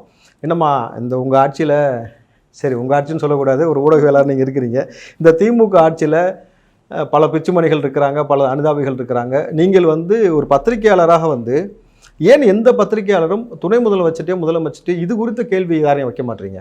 நீங்கள் வந்து எழுதி கொடுத்தது போல் சில எல்லாருமே வந்து பார்த்தீங்கன்னா இதுதான் கேள்வி, இதுதான் பதில். அவர் போய் குழந்தைங்கள்ட்ட ஆட்சி எப்படி இருக்குது, மகளிர்கிட்ட காசு வாங்கிட்டீங்களா அப்படிங்கிறாரு. ஒரு மூத்த அமைச்சர் என்ன சொல்கிறாரு, அம்மாக்கு 1000 பொண்ணுக்கு 1000 பலபலன் இருக்க பவுட்ரு போட்டுக்குன்றாரு. அவர் பெற்று போட்டது என்ன சொல்லுது, நான் லேடிஸ்லாம் பலபலன் இருக்கிற பவுட்ரு நீங்கள் வந்து 1000 ரூபா வந்துருச்சான்ட்டு. அப்போது இங்கே இருக்கக்கூடிய ஆட்சியாளர்களும் சரி, அமைச்சர் பெருமக்களும் சரி, பெண்களை வந்து எந்த அளவுக்கு இழிவாக பேசுகிறாங்க. பொது மேடைகளில் மனு வச்சு பெண்ணை அடிக்கிறதா இருக்கட்டும், எஸ்சி தான் சொல்லக்கூடிய இந்த மாதிரி நிகழ்வாக இருக்கட்டும், சாதியை பார்த்தா எங்களுக்கு வந்து கலைஞர் வந்து சீட்டு கொடுப்பாருன்னு சொல்லி அமைச்சர் பெருமக்கள் பேசுறதா இருக்கட்டும், தொடர்ச்சியாக இது போல் நடக்குது. எதற்காக இது குறித்து இது வரைக்கும் அன்பில் மகேஷ்டியோ முதலமைச்சர்ட்டையோ துணை முதலமைச்சர்ட்டையோ தொடர்ச்சியாக அப்படி பெண்களுக்கு எதிரான பாலியல் அத்துமீறல் நடந்து கொண்டே இருக்கிறது. நீங்கள் என்ன செய்து கொண்டிருக்கிறீர்கள்?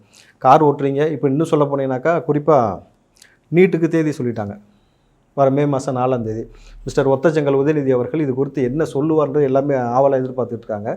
ஏன் ஊடகவியலாளர்கள் வந்து ஆட்சியாளர்களை பார்த்து அஞ்சுகிறீர்களா? ஏன்னா நீங்கள் தான் 4வது தூண். இல்லை, அந்த கேள்விகளை எல்லாரும் எழுப்பிட்டு தான் இருக்காங்க. அதுக்கும் அவங்க சொல்கிறாங்க நாங்கள் நடவடிக்கை எடுத்துகிட்டு இருக்கோம் அப்படின்னு. இப்போ ஸ்கூலில் நடந்தது கூட அன்பில் மகேஷ் அவர்கள் வந்து அந்த குறிப்பிட்ட ஆசிரியர்கள் இல்லை இன்னுமே யாராச்சும் இப்படி பண்ணால் கூட உங்களுடைய அந்த சான்றிதழை வந்து ரத்து செய்யப்படும் அப்படின்னு சொன்னாங்க. அது மாதிரி நீங்கள் பேசும்போது சொன்னீங்க அண்ணாமலை அவர்கள் வந்து இல்லீகலாக தான் நான் அதை எடுத்தேன், சட்டப்படி இல்லை அப்படின்ற சொல்கிறாரு. அது ஏன் அண்ணாமலை மேலே கை வைக்கல? இல்லை அண்ணாமலை வந்து இவ்வளோ தைரியமாக ஒரு எடப்பாடி அவர்களோ இல்லை ஒரு சீமான் அவர்களோ சொல்கிற அளவுக்கு அண்ணாமலை அவர்கள் இந்த மாதிரி ஒரு டேட்டா வெளியிட விஷயத்தை சொல்லும்போது ஏன் அவர் மேலே கை வைக்கல அப்படின்றப்போ நமக்கு என்ன தோணுது, இத்தனை பேர் மேல கை வைக்கிறாங்க தமிழக அரசுன்னு ஒரு இது சொல்லும்போது மத்திய அரசுடைய அந்த ஒரு தாக்கம் இருக்கனால தானே அண்ணாமலை மேல கை வைக்க முடியல. ஏன்னா டங்ஸ்டனுக்கு அங்க இருக்க மக்கள் இவ்வளவு நாள் போராடுறாங்க. இங்க இருக்கிற ஆளும் கட்சியா இருக்கட்டும் எதிர்கட்சியா இருக்கட்டும் எல்லாரும் சொல்றாங்க இல்லை இது மக்களுக்கு வரக்கூடாது பத்தி பேசுறாங்க. அவங்க எல்லாம் சொல்லி கேட்காதவங்க அண்ணாமலை அவர்கள் இங்க போய் இனிதான் அவர் பேசவே போறாரு பிரதமர் மோடி கிட்ட.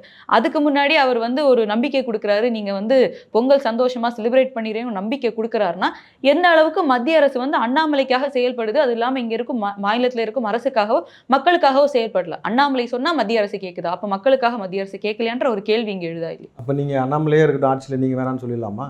புரியல. இல்ல அண்ணாமலை ஆட்சி நடத்தி அது மத்திய அரசோட கேடுன்னு தான். இல்ல நீங்க கிட்டத்தட்ட வெறும் பாரபட்சம் பாக்குது மத்திய அரசு தானே இப்ப சொல்ல. அண்ணாமலை பார்த்து அப்ப வந்து திமுக பயப்படுகிறது. இல்ல மத்திய அரசு திமுகவை பயப்பட வைக்குதுன்னு சொல்லலாம். மோடிக்கு எதிராக வந்து கோ பேக் மோடி கருப்பு புலன் காட்டுறதுல இருந்து நீங்க அதே ராஜ்நாத் சிங் தான் இங்க வந்து கருணாநிதி அவர்களுக்கு நாணயத்தை வெளியிடுறாரு, புகழ்ந்து பேசுறாரு. இப்ப சொல்றாங்க நாணயம் வெளியிடுறது வந்து இந்த மாதிரி இருக்கு. அப்ப அதிமுக சொல்லுது நாங்களும் தான் வெளியிட்டோம், நாங்க என்ன கூப்பிட்டோமா அப்படின்னு. அதை வந்து இல்ல வர முடியாது, இல்ல ஏதோ ஒரு விஷயம் சொல்றதுக்கு ஒன்றும் மத்திய அரசுக்கு அவ்வளோ டைம் ஆயிட போறது இல்லை. அப்படி இருக்கும்போது இங்க வராங்க, வரீங்களா நீங்க ஒரு மரியாதை நிமித்தமா அதை பண்ணிட்டு போகலாம்.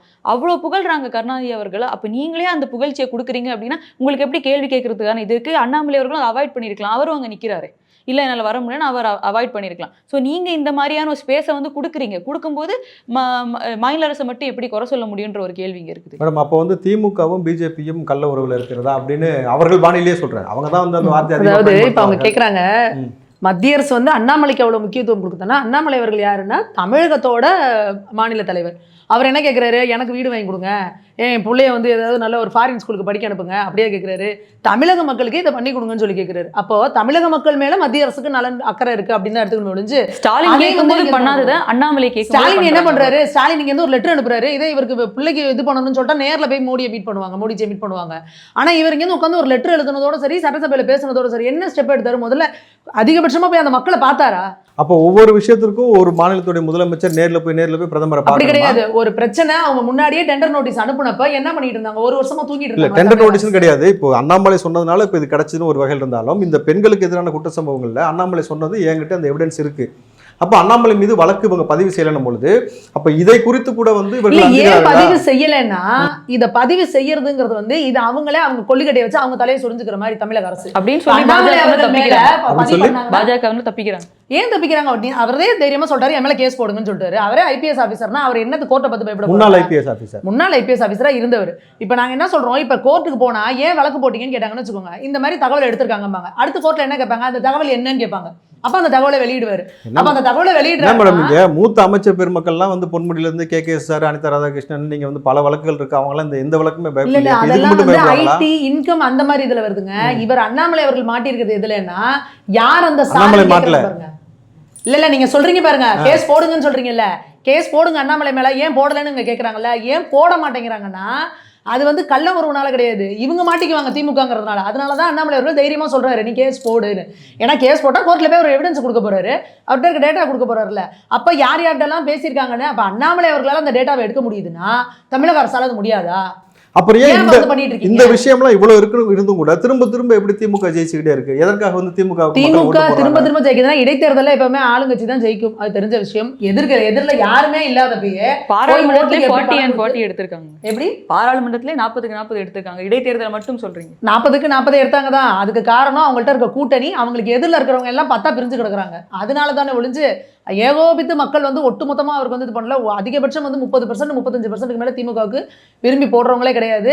இந்த தடவையும் போய் பார்த்தீங்கன்னா இந்த இதில் ஈரோட்டில் பார்த்தீங்கன்னா வீட்டுக்கு வீடு பணப்பட்டுவாடா கொடுக்கறது, மக்களை எங்கே ஏதாவது ஒரு ஃபங்க்ஷன் வச்சு அங்கே கொண்டு போய் எல்லாரும் அழைச்சி கொடுக்கறது, யாரு கண்ணு கண்ணு தூரம் ஆளே இல்லாத கடையில் இப்படி டீ ஆத்திட்டு இருக்கிறாங்க. அப்படி ஆளே அந்த மக்களுக்காக பாஜக நிக்காது, எலெக்ஷனை வந்து புறக்கணிச்சிருவாங்க. இல்ல நின்னா கூட நீங்க என்னதான் பண்ண போறீங்க, பணத்தை கொடுத்து ஓட்டு வாங்க போறீங்க.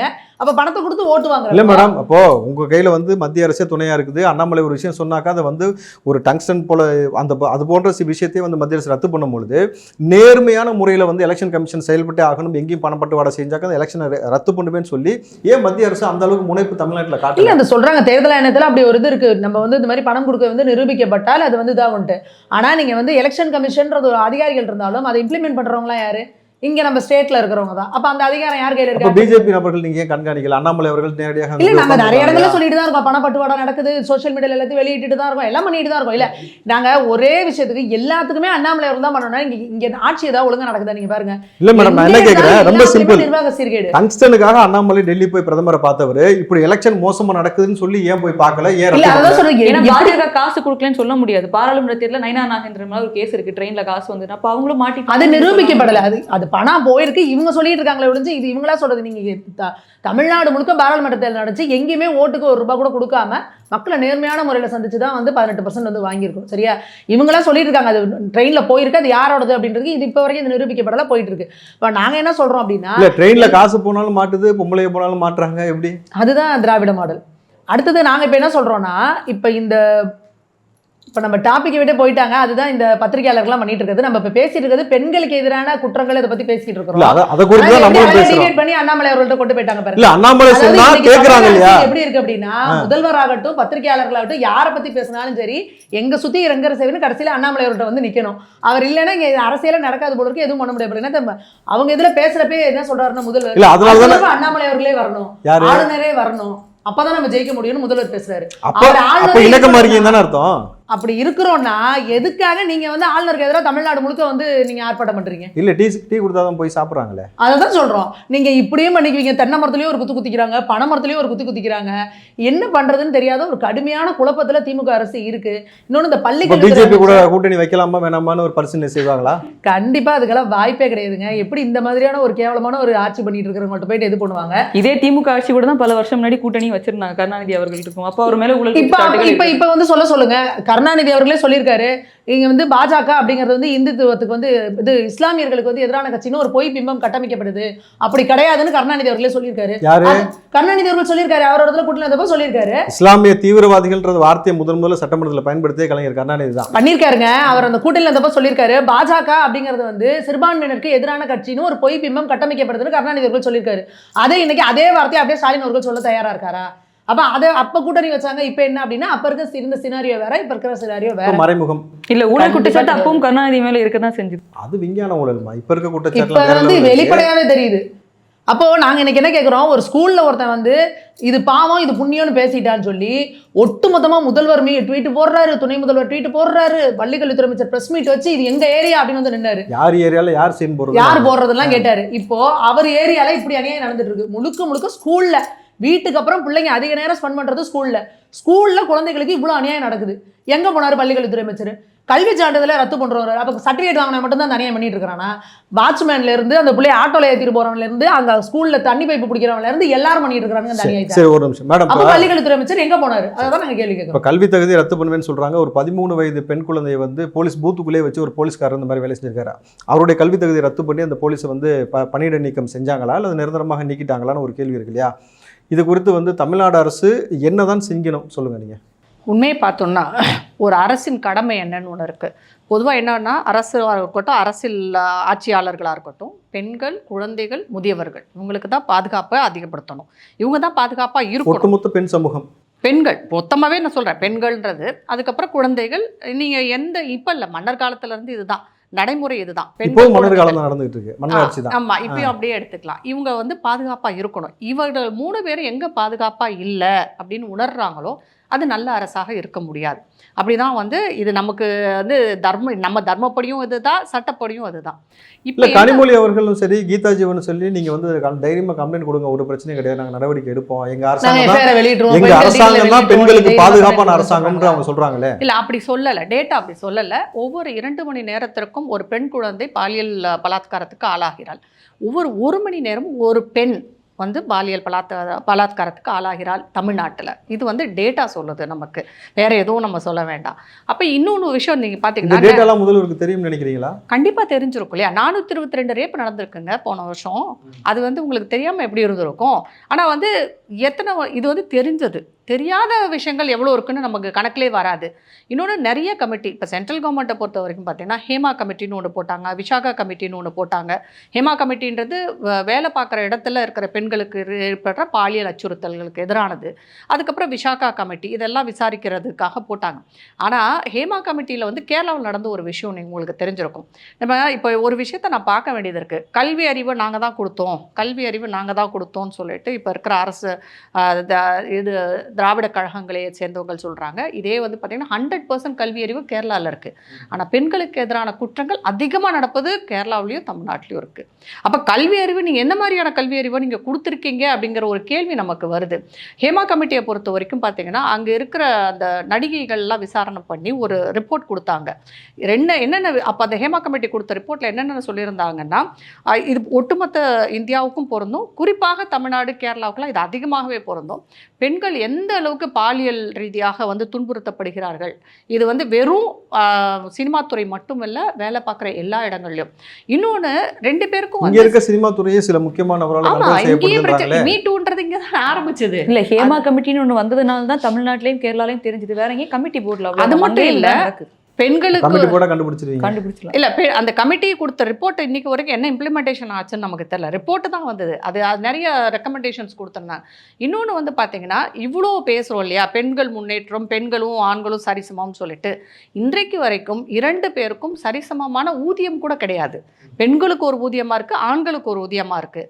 அதே மாதிரி வேலை பார்க்குற நேரமும் கூட வித்தியாசப்படுது. நிறைய விஷயங்கள்ல நீங்கள் பார்க்கலாம். இந்த கவர்மெண்ட்டில் எத்தனை மினிஸ்டர் இருக்காங்க, பெண் மினிஸ்டர்கள் அப்படிங்கிறத நீங்கள் பார்க்கலாம். எத்தனை பேர் பெண் வேட்பாளர்கள் நின்னாங்க அப்படின்னு. 33% நான் இம்ப்ளிமெண்ட் பண்ணுவேன்னு சொன்னாங்க. ஆனால் இது அவங்க தேர்தல் வாக்குறுதியில் இருக்குது. ஆனால் இது வரைக்கும் வந்து அந்த மாதிரி எந்த இம்ப்ளிமெண்டேஷனும் தேர்தல் வாக்குறுதியில் நீங்கள் பெருசாக எடுத்துக்க வேண்டிய அவசியம் கிடையாது. இல்லை, அவங்க சொல்கிற அந்த பெண்கள் முன்னேற்றம் அது இதெல்லாம் சொல்கிறேன். நான் வந்து ஒரு சாதாரண ஒரு பெண்ணாக நான் பார்க்கும்போது கண்டிப்பாக இது ஒரு அச்சுறுத்தல் ஏற்படும் ஒரு விஷயமா இருக்குது. ஏன்னா இது வரைக்கும் தமிழகம் என்பது ஒரு அமைதியாக தான் இருந்துச்சு. பெண்களுக்கு வந்து பாதுகாப்புள்ள ஒரு ஊர் தான். நான் இந்தியா ஃபுல்லாக பார்த்த வரைக்கும் தமிழகம் வந்து இது வரைக்கும் இருந்தது. 21க்கு அப்புறம் அப்படியே தலைகீழாக மாறுது. ஏன்னா நீங்கள் ரோட்டில் கூட நிற்க முடியலை, ஒரு ஸ்டேஷனில் போயிட்டு கம்ப்ளைண்ட் பண்ண முடியல, கம்ப்ளைண்ட் கொடுத்தா எஃப்ஐஆர் போட மாட்டேங்கிறாங்க, எஃப்ஐஆர் போட்டால் நம்மளை போட்டு டார்ச்சர் பண்ணுறாங்க. இந்த மாதிரியான விஷயங்கள் வந்து நிறைய நடக்குது, அந்த கண்ணால் நம்ம பார்த்துட்ருக்கோம். ஒரு நிமிஷம் மேடம், இப்போது பொது ரோட்லன்னா கூட ஆட்டோவில் தூக்கிட்டு போயிடறாங்க, காரில் தூக்கிட்டு போயிடறாங்கன்ற மாதிரி ரொம்ப சாதாரணமாக பெண்களை கடத்தக்கூடியதும் இங்கே வந்து அதிகமாக இருக்குது. அதாவது சைல்ட் டிராஃபிக்கிங், உமன் டிராஃபிக்கிங்கிறது வந்து அதிகப்படியாக இருக்கக்கூடிய ஒரு மாநிலமாக தமிழ்நாடு மாறிக்கிட்டு இருக்கணும் பொழுது ஏதாவது ஒரு வழிவகை இப்போது தன்னிச்சையாக நீதிமன்றத்தில் போய் இந்த வழக்குக்காக நம்ம ஏதாவது முறையிடலாம், பெண்களுக்கு இவ்வளோ பெரிய அத்துமீறல் நடந்து கொண்டு இருக்கிறது, அரசாங்கம் இத்தனை வழக்கு வந்த பிறகும் யாருக்கும் போக்சோல இது மாதிரி கடுமையான தண்டனை கொடுக்கல, பல இடத்துல வந்து பெயில் கொடுத்துட்றாங்க. அப்போது வந்து இதை வந்து சட்ட ரீதியாக நாளைக்கு நம்ம கோர்ட்டில் போய் தன்னிச்சையாக ஒரு வழக்கு தாக்கல் செய்யணும்னா என்ன மாதிரி வழக்கு தாக்கல் செய்யலாம், எப்படி இது கவனம் பெறுவதற்கு செய்யலாம்? கண்டிப்பாக இப்போ இந்த ரீசெண்டாக நடந்த கேசஸ் நம்ம எல்லாமே பார்த்தோம் அப்படின்னா போலீஸின் மீது அதிருப்தி அப்படிங்கிற ஒரு விஷயத்தில் எடுத்துகிட்டு போய் தான் எல்லாமே மீடியாவில் பெருசாக வந்து பப்ளிஷ் ஆகி பூம் ஆகி. இந்த கேஸை நம்ம ஃபைல் பண்ணுறதுக்கு எனக்கு ஒரு சின்ன கேள்வி இருக்குது. ஒரு கேஸை ஃபைல் பண்ணி நம்ம நீதிமன்றத்துக்கு கொண்டு போகிறதுக்கு நிச்சயமாக காவல்துறை மூலமாக தான் போக வேண்டியது இருக்கு இல்லையா? காவல்துறையிட்ட அந்த எஃப்ஐஆர் நம்ம ஃபைல் பண்ணாமல் நேரடியாக நீதிமன்றத்தில் கொண்டு போய் இப்படி ஒரு வழக்கு இருக்குது, காவல்துறை இப்படி சரியாக செயல்படலை, இந்த ஆட்சியாளர்கள் சரியாக செயல்படல, நேரடியாக வழக்கு பதிவு செய்வதற்கு வழிவகை இருக்கா? இருக்கு. நமக்கு என்ன போகும்போது பார்த்தோம்னா கம்ப்ளைண்ட்லேயே கிரிமினல் ஆக்ட்லேயே பார்த்தோம் அப்படின்னா ப்ரைவேட் கம்ப்ளைண்ட்டு தென் போலீஸ் கம்ப்ளைண்ட் 2 கான்செப்ட் இருக்குது இந்த இடத்துல.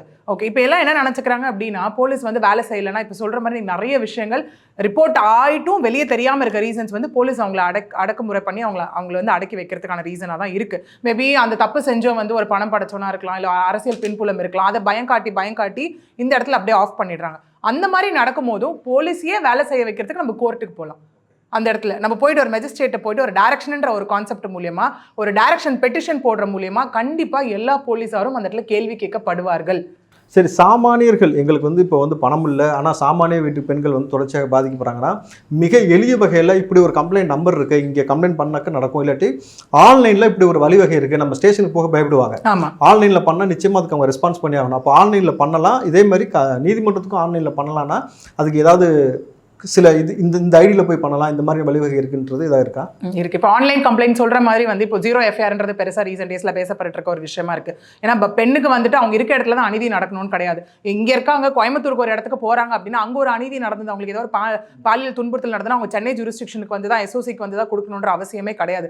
ரீசெண்டாக அதை தான் வலியுறுத்தி நமக்கு திரும்ப வந்து கிரிமினல் அமெண்ட்மெண்ட்டில் வந்து பெரிய விஷயம் மாற்றங்களாக அதில் கொண்டு வரப்பட்டுச்சு. அவங்க எங்கே போகிறாங்களோ அவங்க கொடுக்கும் பட்சத்தில் அங்கேயே எஃப்ஐஆர் ரெஜிஸ்டர் பண்ணப்பட்டு அதுக்கப்புறம் எஸ்ஓசி அதாவது அவங்க ஜூரிஸ்டிக்ஷனுக்கு மாற்றப்படலான்றது ஒண்ணு. இல்ல இப்போ என்ன வெப்சைட்ல போகணும், என்ன அந்த மாதிரி தகவல் இருந்தா மக்களுக்கு பயன்பெறும். ரெண்டாவது வந்து என்ன அப்படின்னு பார்த்தோன்னா எல்லாமே ஆன்லைன் கம்ப்ளைண்ட் போட்டு தமிழ்நாடு கவர்மெண்ட் கம்ப்ளைண்ட் போர்ட்டல்னே இருக்கு, அதுக்குள்ள போனாலே உட்காந்துட்டுல இருந்து அவங்க எல்லா கம்ப்ளைண்ட்டும் போடலாம் அந்த இடத்துல போட்டு. ஆனா சொல்ற விஷயம் என்னன்னு பாத்தீங்கன்னா 24 மணி நேரத்துல இருந்து 48 மணி நேரத்துக்குள்ள கால் வரும்னு சொல்றாங்க.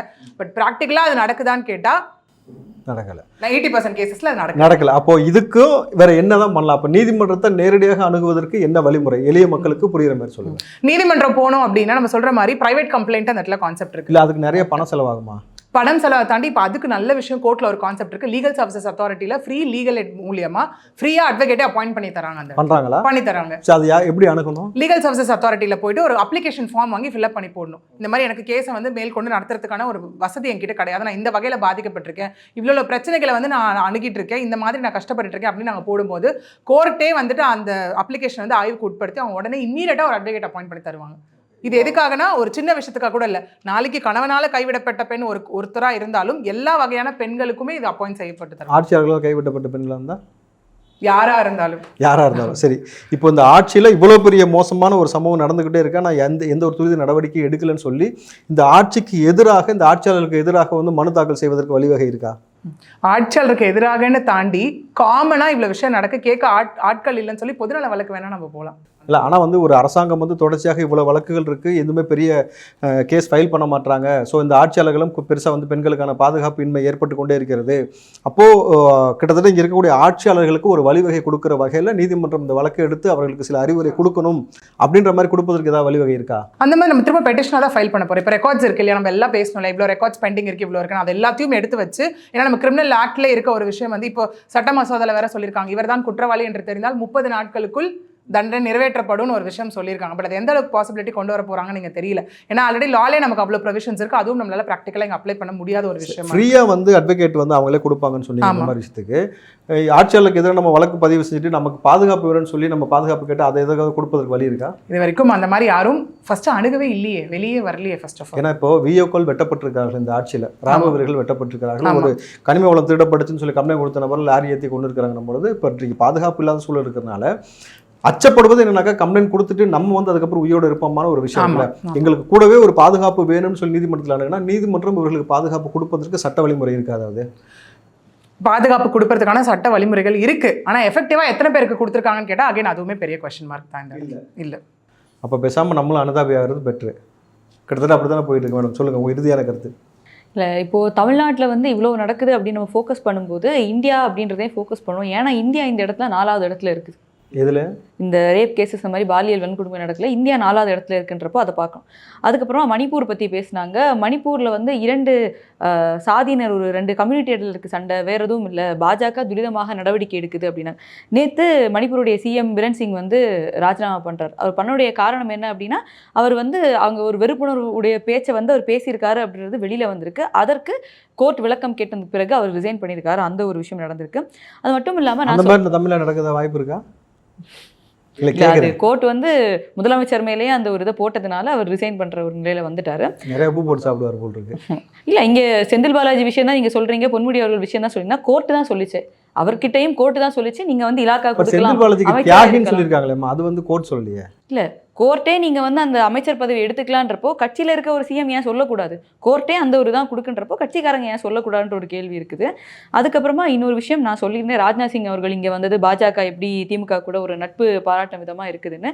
ஒன்றுமே இல்லை, ஜோதி ஆதித்ய சிண்டே வந்து இங்கே வந்திருந்தார். வந்தப்போ அவர் என்ன சொல்கிறாருன்னா, இங்கே வந்து பெண்கள் சேஃபாக இருக்காங்க தமிழ்நாட்டிலன்றாரு, பெண்கள் வந்து நல்லா இருக்காங்கன்னு மத்திய அமைச்சர் அவர் கம்யூனிகேஷனோட மத்திய எழுதி கொடுத்துருப்பாங்களோ அவர் இங்கே வந்து சொல்கிறாருன்னா அவருக்கு எழுதி கொடுத்துருப்பாங்களான்னு கேட்குறேன். என்ன தொடர்புன்ற கேள்வி இங்கே வருது இல்லையா? இல்லைம்மா அவருக்கு எழுதி கொடுத்துருப்பாங்களோன்னு கேட்குறேன் நான். அது ஒரு மத்திய அமைச்சருக்கு தெரியாத நம்ம என்ன சொல்ல வரோம். இங்க இருக்க முதலமைச்சருக்கு தெரியல, பொழுது மத்திய அமைச்சருக்கு எப்படிமா தெரியும்? பாஜகவுக்கு அவ்வளோ அறிவுடைய மத்திய அமைச்சர்கள் தான் இருக்காங்களான்னு எனக்கு தெரியல. நீங்க சொல்ற கூற்றுக்கு அப்படிதான் இருக்கு. அப்போ முதலமைச்சருக்கு அறிவில்லைன்னு சொல்ல வரீங்களா? எப்படி இல்ல, நீங்க சொல்ற கூற்றுக்கு அப்படி பார்த்தா மத்திய அமைச்சரா பாஜக மத்திய அமைச்சருக்கும் அந்த அறிவு தான் இருக்கு. 2 பேரும் இணக்கமா போறதுனால எதுவுமே தெரியாத மாதிரியே பேசிக்கலாம். ஆமா, ஏன்னா ஒரு இது நடக்குது அப்படின்னா நீங்க கேட்ட மாதிரி தான் இதுக்கெல்லாம் அண்ணாமலை அவர்கள் போய் கேட்கிறாரு அப்படின்னா இதற்கும் கேட்டிருக்கலாம்லே அப்படின்ற ஒரு விஷயம் இருக்குது. அதே மாதிரி அதிமுகவும் சொல்லணும். அதிமுகவும் பெரிய ஒரு நடவடிக்கை எடுக்கல அப்படின்னு சொல்லலாம். நாம் தமிழர் கிடையவே கிடையாது. இந்த இடத்துல நான் மறுப்பு தெரிவிக்கிறேன். இன்னைக்கு நாடாளுமன்றத்தில் தம்பிதுரை அவர்கள் இது குறித்து பேசியிருக்காரு. இன்னைக்கு அவங்க யார் அந்த சாருன்றதுக்கு அப்புறம் ஒரு வாரத்துக்கு முன்னாடி அவர் பேசிட்டாரு. கிட்டத்தட்ட பார்த்தீங்கன்னாக்கா நாடாளுமன்றத்தில் டிஎம்கே பர்சன் வார்த்தையை மென்ஷன் பண்ணி சொல்லியிருக்காரு. அந்த ஞானசேகரன் வழக்கில் வந்து இவ்வளவு நடந்துகிட்டு இருக்கு, திராவிட மாடல் ஆட்சியில் முத்துவேல் கருணாநிதி ஸ்டாலின் ஆட்சியில் இப்படி பெண்களுக்கு பாதுகாப்பு இல்லாத சூழ்நிலை ஒரு அண்ணா டிஸ்ட்ரிக்ட் நடந்திருக்குன்றதை பதிவு பண்ணுறாங்க. இன்னைக்கு நீதிமன்றம் தன்னிச்சையாக வழக்கை வந்து எடுத்திருக்குனாலே அதுக்கு காரணமே எதிர்க்கட்சிகள் கொடுத்த அழுத்தம் தான். அதை நம்ம மறுக்க முடியாது. சரி மேடம், உங்களுடைய இறுதிக்கட்ட இல்லை இறுதி கருத்து நீங்கள் சொன்னீங்க இல்லையா, இதே வந்து ஒரு எம்பி வீட்லேயோ எம்எல்ஏ வீட்லேயோ இருக்க பொண்ணுங்க மேலே ஏன் கையை வைக்க மாட்டேங்கிறாங்க? பயம். அதே போல் எம்பி வீட்லேயோ எம்எல்ஏ வீட்லேயோ ஒரு செருப்பு காணா போச்சுன்னா கூட எப்படி அந்த ஒட்டுமொத்த காவல்துறையும் போய் நிற்கிறாங்க? ஏன்? அந்த பயம். அந்த பயம் ஸ்டாலின் செருப்பு கழட்டி வச்சாலே அதுக்கு ஒரு அமைச்சர் நின்று எடுத்துட்டே போறாரு பார்த்தோம் நம்ம. அப்போ இங்க என்ன பிரச்சனையா இருக்குன்னா, ஆட்சியாளர்களுடைய செருப்புக்கு கூட பாதுகாப்பு இருக்கு இல்லையா? ஆட்சியாளர்கள் மேல காவல்துறைக்கோ அதிகாரிகளுக்கோ யாருக்குமே பயம் இல்லை. இப்போ இந்த மாதிரி ஒரு விமன் அபியூஸ் வந்துட்டு இருக்கு அப்படின்னா அந்த இடத்துல கூட்டு வச்சு ஒரு அண்ணா நகர்ல அந்த பேரண்ட்ஸை நீங்க அடிக்கிறீங்க அப்படின்னா, ஐயோ இது முதலமைச்சரோட கவனத்துக்கு போச்சுன்னா நம்மள என்ன பண்ணுவாரு அப்படின்ற ஒரு பயம் இருந்தா இவங்க அதை செய்வாங்களா? இல்ல முதலமைச்சருக்கு தெரியாம அதிகாரிகள் எல்லாத்தையும் மறைச்சிடுறாங்கன்னு ஒரு குற்றச்சாட்டு. முதலமைச்சரா இருக்கிறதுக்கே தானே. ஏன்னா உங்ககிட்ட தான் உளவுத்துறை இருக்கு. உளவுத்துறை எந்த அளவுக்கு சிறப்பா, நாங்களாம் முன்னாடி சொல்லிட்டு இருந்தோம் உளவுத்துறை செயல்படுதா இல்லையான்னு தெரியல அப்படின்னு. ஆனா உளவுத்துறை எவ்வளவு சிறப்பா செயல்படுதுங்கிறத நாங்க அந்த திருப்பரங்குன்ற இஷ்யூல பார்த்தோம். திருப்பரங்குன்றோன்னு டிக்கெட் எடுத்தாலே பஸ்ல இருந்து இறக்குனாங்க. அப்ப அந்த அளவுக்கு உளவுத்துறை செயல்படுது. மதுரையை சுத்திலும் எங்கெங்க போய் பிரைவேட் லாட்ஜ்ல எல்லாம் தங்கி இருக்கிறாங்களோ அவ்வளவு பேரையும் அந்த அமைப்பை சேர்ந்தவங்களா இழுத்துட்டு வரீங்க நைட்டோட நைட்டா. அப்போ எப்படி உங்கள் கையில் உள்ள டேட்டா வந்தது? வண்டியில் போகிறவங்கள அழகாக பிளாக் பண்ணி யாரெல்லாம் வந்து சாமி கும்பிட போகிறவங்க தெரியுது, இவங்களுக்கு யார் யார் இந்த அமைப்பினர்கள் இந்த போராட்டத்துக்காக போராடுறது தெரியுது. அப்போ உளவுத்துறை அவ்வளோ ஷார்ப்பாக செயல்படுது. அதை எதுக்கு வச்சிருக்காரு முதல்வர் அவர்கள்? அதுதான் எங்களோட கேள்வியா இருக்கு. அந்த காவல்துறை எப்பயுமே நீரை போல மேடம், எந்த வடிவம் உள்ள பாத்திரம் எந்த நிறம் உள்ள பாத்திரம் ஊத்துறோமோ அதுக்கு ஏத்த மாதிரி மாறிக்கும். ஒரு திறமையா ஓடக்கூடிய குதிரை. அந்த குதிரையை சரியா ஓட்டுறதுக்கு நிர்வாகம் பண்றதுக்கு இங்க முதல்வருக்கு தெரியல. அதனாலதான் இன்னைக்கு இஷ்டத்துக்குலாம் வந்து தடியறதவெல்லாம் தண்டல்காரங்கிற மாதிரி இன்னைக்கு அரசு இயந்திரம் வந்து ரொம்ப கேவலமா பழுதாகி கிடக்கு. அதோட விளைவு தான் இன்னைக்கு வந்து இந்த மாதிரி விஷயங்கள். நம்ம தமிழ்நாட்டுக்கு 2 முதலமைச்சர் இருக்காங்களே, துணை முதல்வர்னு ஒருத்தர் இருக்காரு. முதலமைச்சரே அவர் தான். இப்ப முதலமைச்சரே அவர் தான். அவர் வந்து இதுல தான் இருக்காரு, ரெஸ்ட்ல தான் இருக்கிறாரு. ஃபுல்லா இவர் தான் பண்ணிட்டு இருக்காரு. அவருக்கும் இன்னும் என்ன நடக்குதுன்னே தெரியல. ஆக்சுவலா நம்ம ஸ்டாலின் அவர்களை சொல்லுவோம் அவர் கருணாநிதி காலத்துல இருந்து இருக்கிறாரு அப்படின்னு. அவருக்கே இங்கே என்ன நடக்குதுன்னு தெரியலனா, இவர் இப்போ 4 வருஷத்துக்கு முன்னாடி வரைக்கும் சினிமாவில் நடிச்சிட்டு இருந்தவர். இப்போ ஒரு 4 வருஷமாக தான் அரசியலுக்குள்ள வந்திருக்காரு. இவருக்கு என்ன தெரியும்? என்ன நிர்வாகம் பண்ண தெரியும்? இங்கே நிர்வாகம்ங்கிறதே எதுவும் தெரியாதனால இங்கே கீழே இருக்க அதிகாரிகள் எல்லாமே சரி, காவல்துறையும் சரி, கடுமையான மெத்தனத்தில் இருக்காங்க. இஷ்டத்துக்கு என்ன பண்ணுவோம் பண்ணிட்டு இருக்காங்க. அட்மினிஸ்ட்ரேஷன் டோட்டல் ஃபெயிலியர்னு சொல்றாங்க. கிட்டத்தட்ட அதிகாரிகளை வந்து இங்கே எப்படி வழி நடத்துறதுன்னு தெரியல. இங்கே வந்து ஒரே ஒரு விஷயம், எல்லா பொதுமக்களுக்கும் சரி, ரவுடிகளுக்கும் சரி, பொறுக்கிகளுக்கும் சரி, பயம்ன்ற ஒரு விஷயமே இல்லாமல் போயிடுச்சுன்றதான். ஒரு பயம் இருந்துச்சுனாக்கா சாமானிய பெண்கள் மீது யாரும் கை வைக்க மாட்டாங்க. ஏன்னா அமைச்சர் பெருமக்களையோ எம்எல்ஏ எம்பி ஒரு போலீஸ்கார வீட்டு பெண்களுக்கோ உரிய பாதுகாப்பு இருக்குது. இன்னும் சொல்லப்போனால் முக்கியமான ஒரு இங்கே இருக்கக்கூடிய அமைச்சருடைய செருப்பு கூட பாதுகாப்பு இருக்குது. ஆனால் தமிழ்நாட்டில் இருக்கக்கூடிய பெண்களுக்கும் குழந்தைகளுக்கும் பாதுகாப்பு இல்லைன்ற ஒரு சூழல் இருக்கும் பொழுது உங்களுடைய இறுதிக்கட்ட கருத்து? முதல்ல இவங்க 2021 ஆட்சிக்கு வரும்போது என்ன இருந்துச்சுன்னா, கிட்டத்தட்ட ஒரு 8688 கேஸ் பெண்டிங்கில் இருந்தது. இதை நான் சொல்கிறது போக்சோ கேஸு. அதில் வந்து பார்த்தீங்கன்னா கன்விக்ஷன் ரொம்ப கம்மி, அந்த 202 கன்விக்ஷன் தான். அப்போ இவங்க என்ன பண்ணாருன்னா, நம்ம சிஎம் வந்து நவம்பர் 2021 ஒரு கமிட்டி போட்டார்.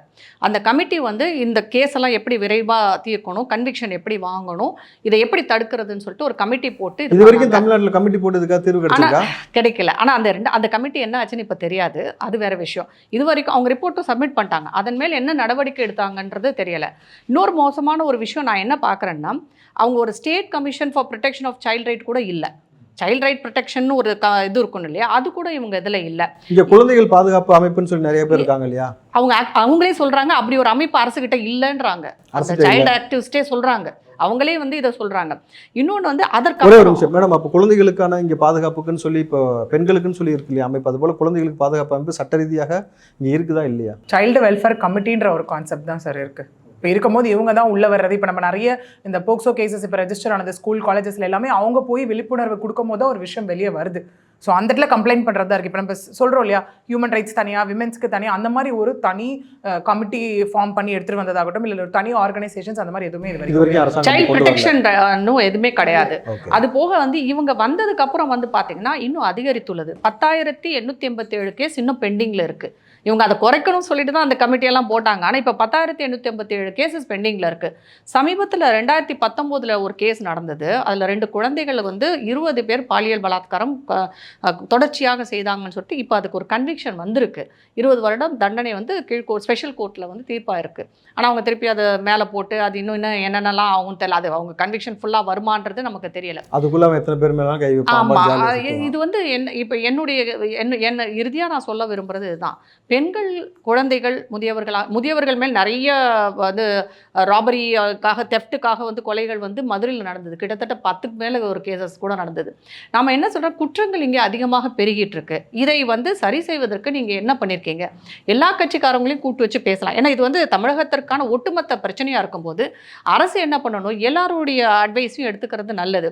அது எல்லா எதிர்கட்சிகளையும் கூப்பிட்டு வச்சு பேசி ஒரு இணக்கமான அரசாக போய் இதற்கு ஒரு முடிவு எடுத்தாங்கன்னா நல்லா இருக்கும். இது எல்லாம் சாத்தியம் நினைக்கிறீங்களா? ஏன்னா வந்து எல்லாமே சாத்தியங்க. அரசுன்றது இல்ல, இந்த அரசை குற்றம் சாட்டுவது எதிர்கட்சி செல்லும் பொழுது கிட்டத்தட்ட உண்மை வெளியில வருவதற்காக இவங்க மறைப்பதற்காக எல்லாம் சேர்ந்து பேசுறது. இப்ப அண்ணாமலை அவர்கள் வந்து சொன்னதாக சொல்றாங்க, அவரை கூப்பிட்டு வச்சு பேசுறது. நான் இப்ப வந்து இவங்களுக்கு தெரியுமா தெரியாதுன்ற பேச்சுக்கே நான் வரல. ஆனா ஒரு கூட்டு முயற்சி இருக்க வேண்டும். எதிர்கட்சிகளா இருக்கட்டும், எதிர்கட்சிகள் இருக்கிறதுனால தான் இதெல்லாம் வெளியில வருது, இல்லாட்டி வெளியிலே வராம போயிடும். ஆனா அதே எதிர்கட்சிகளை இவங்க கூப்பிட்டு வச்சு பேசி ஒரு இணக்கமாக என்ன பண்ணனா, என்ன யார் நல்ல அட்வைஸ் கொடுத்தாலும் நல்லது தானே. அவர் ஏற்கனவே ஒரு போலீஸ் ஆஃபீஸராக இருந்திருக்கிறாரு, அவருக்கு சில விஷயங்கள் தெரிந்திருக்கலாம். அப்படி ஒரு ஹெல்த்தியான ரிலேஷன்ஷிப்பே இங்கே வந்து அரசியலுக்கு இல்லைன்றது தான் நமக்கு கவலையாக இருக்குது. இதற்கு யார் பலியாகிறாங்கன்னா நம்மள மாதிரியே சாதாரண பொதுமக்கள் தான் பலியாகிட்டு இருக்கோம். இல்லை அஞ்சு, நீங்கள் கடைசி வரைக்கும் எல்லாரும் சொன்னாதான் கேட்பீங்களா அந்த அரசாங்கம்? எல்லாரும் சேர்ந்து அப்போ பொது வெளியில் மெரினா புரட்சி போல வந்து பெண்களுக்காக ஒரு புரட்சியை செய்வதற்கு வரணுமா? இல்லை தலையில் ஒரு கேமரா, காலில் ஒரு கேமரான்னு பெண் குழந்தைகளுக்கு வச்சு தான் வெளியில் அனுப்பணுமான்னு சொல்லுங்க. அதுதான் இன்னைக்கு யதார்த்தமான சூழ்நிலை போயிட்டு இருக்கும்போது என்ன சொல்ல வரீங்க? இல்லை, ஒரு பத்திரிகையாளராக நான் 2 பக்கமும் தான் சொல்கிறேன். ஏன்னா ஒரு கட்சி தவறு பண்ணுதுன்னா இன்னொரு கட்சி பேக்கப் பண்ணுற மாதிரி இங்கே இருக்குது அப்படின்ற விஷயத்தை நான் பதிவு பண்ண வரேன். நான் ஆளும் கட்சிக்கோ எதிர்ப்பு கட்சிக்கோ இங்கே வந்து சப்போர்ட் பண்ணுற விதமாக இல்லை. நீங்கள் சொல்லும் கருத்தில் இன்னும் இந்தந்த கருத்துக்கள் இருக்குது அப்படின்றத நான் இங்கே. அப்போ சூப்பர்மேன், ஸ்பைடர்மேன் போன்ற நபர்கள் யாராவது வந்து தான் இந்த பெண்களை காப்பாற்றணும்னு சொல்லி உட்காந்துருக்கணுமே தவிர ஆட்சினாலையும் ஆட்சியாளர்களாலையும் எந்த பயனும் இல்லைன்னும் பொழுது விரைவில் இந்த ஆட்சியாளருக்கு ஒரு முடிவு கட்டுவதுதான் பெண்களுக்கு பாதுகாப்பாக இருக்குமான்றது ஒரு கேள்வியோடு முடிப்போம். என்னன்றது 2026 நிச்சயமாக அதுக்கான விடை கிடைக்கும். இந்த நிகழ்ச்சியில் பங்கு பெற்று எல்லாரும் தங்களுடைய கருத்தை பகிர்ந்ததுக்கு நன்றி.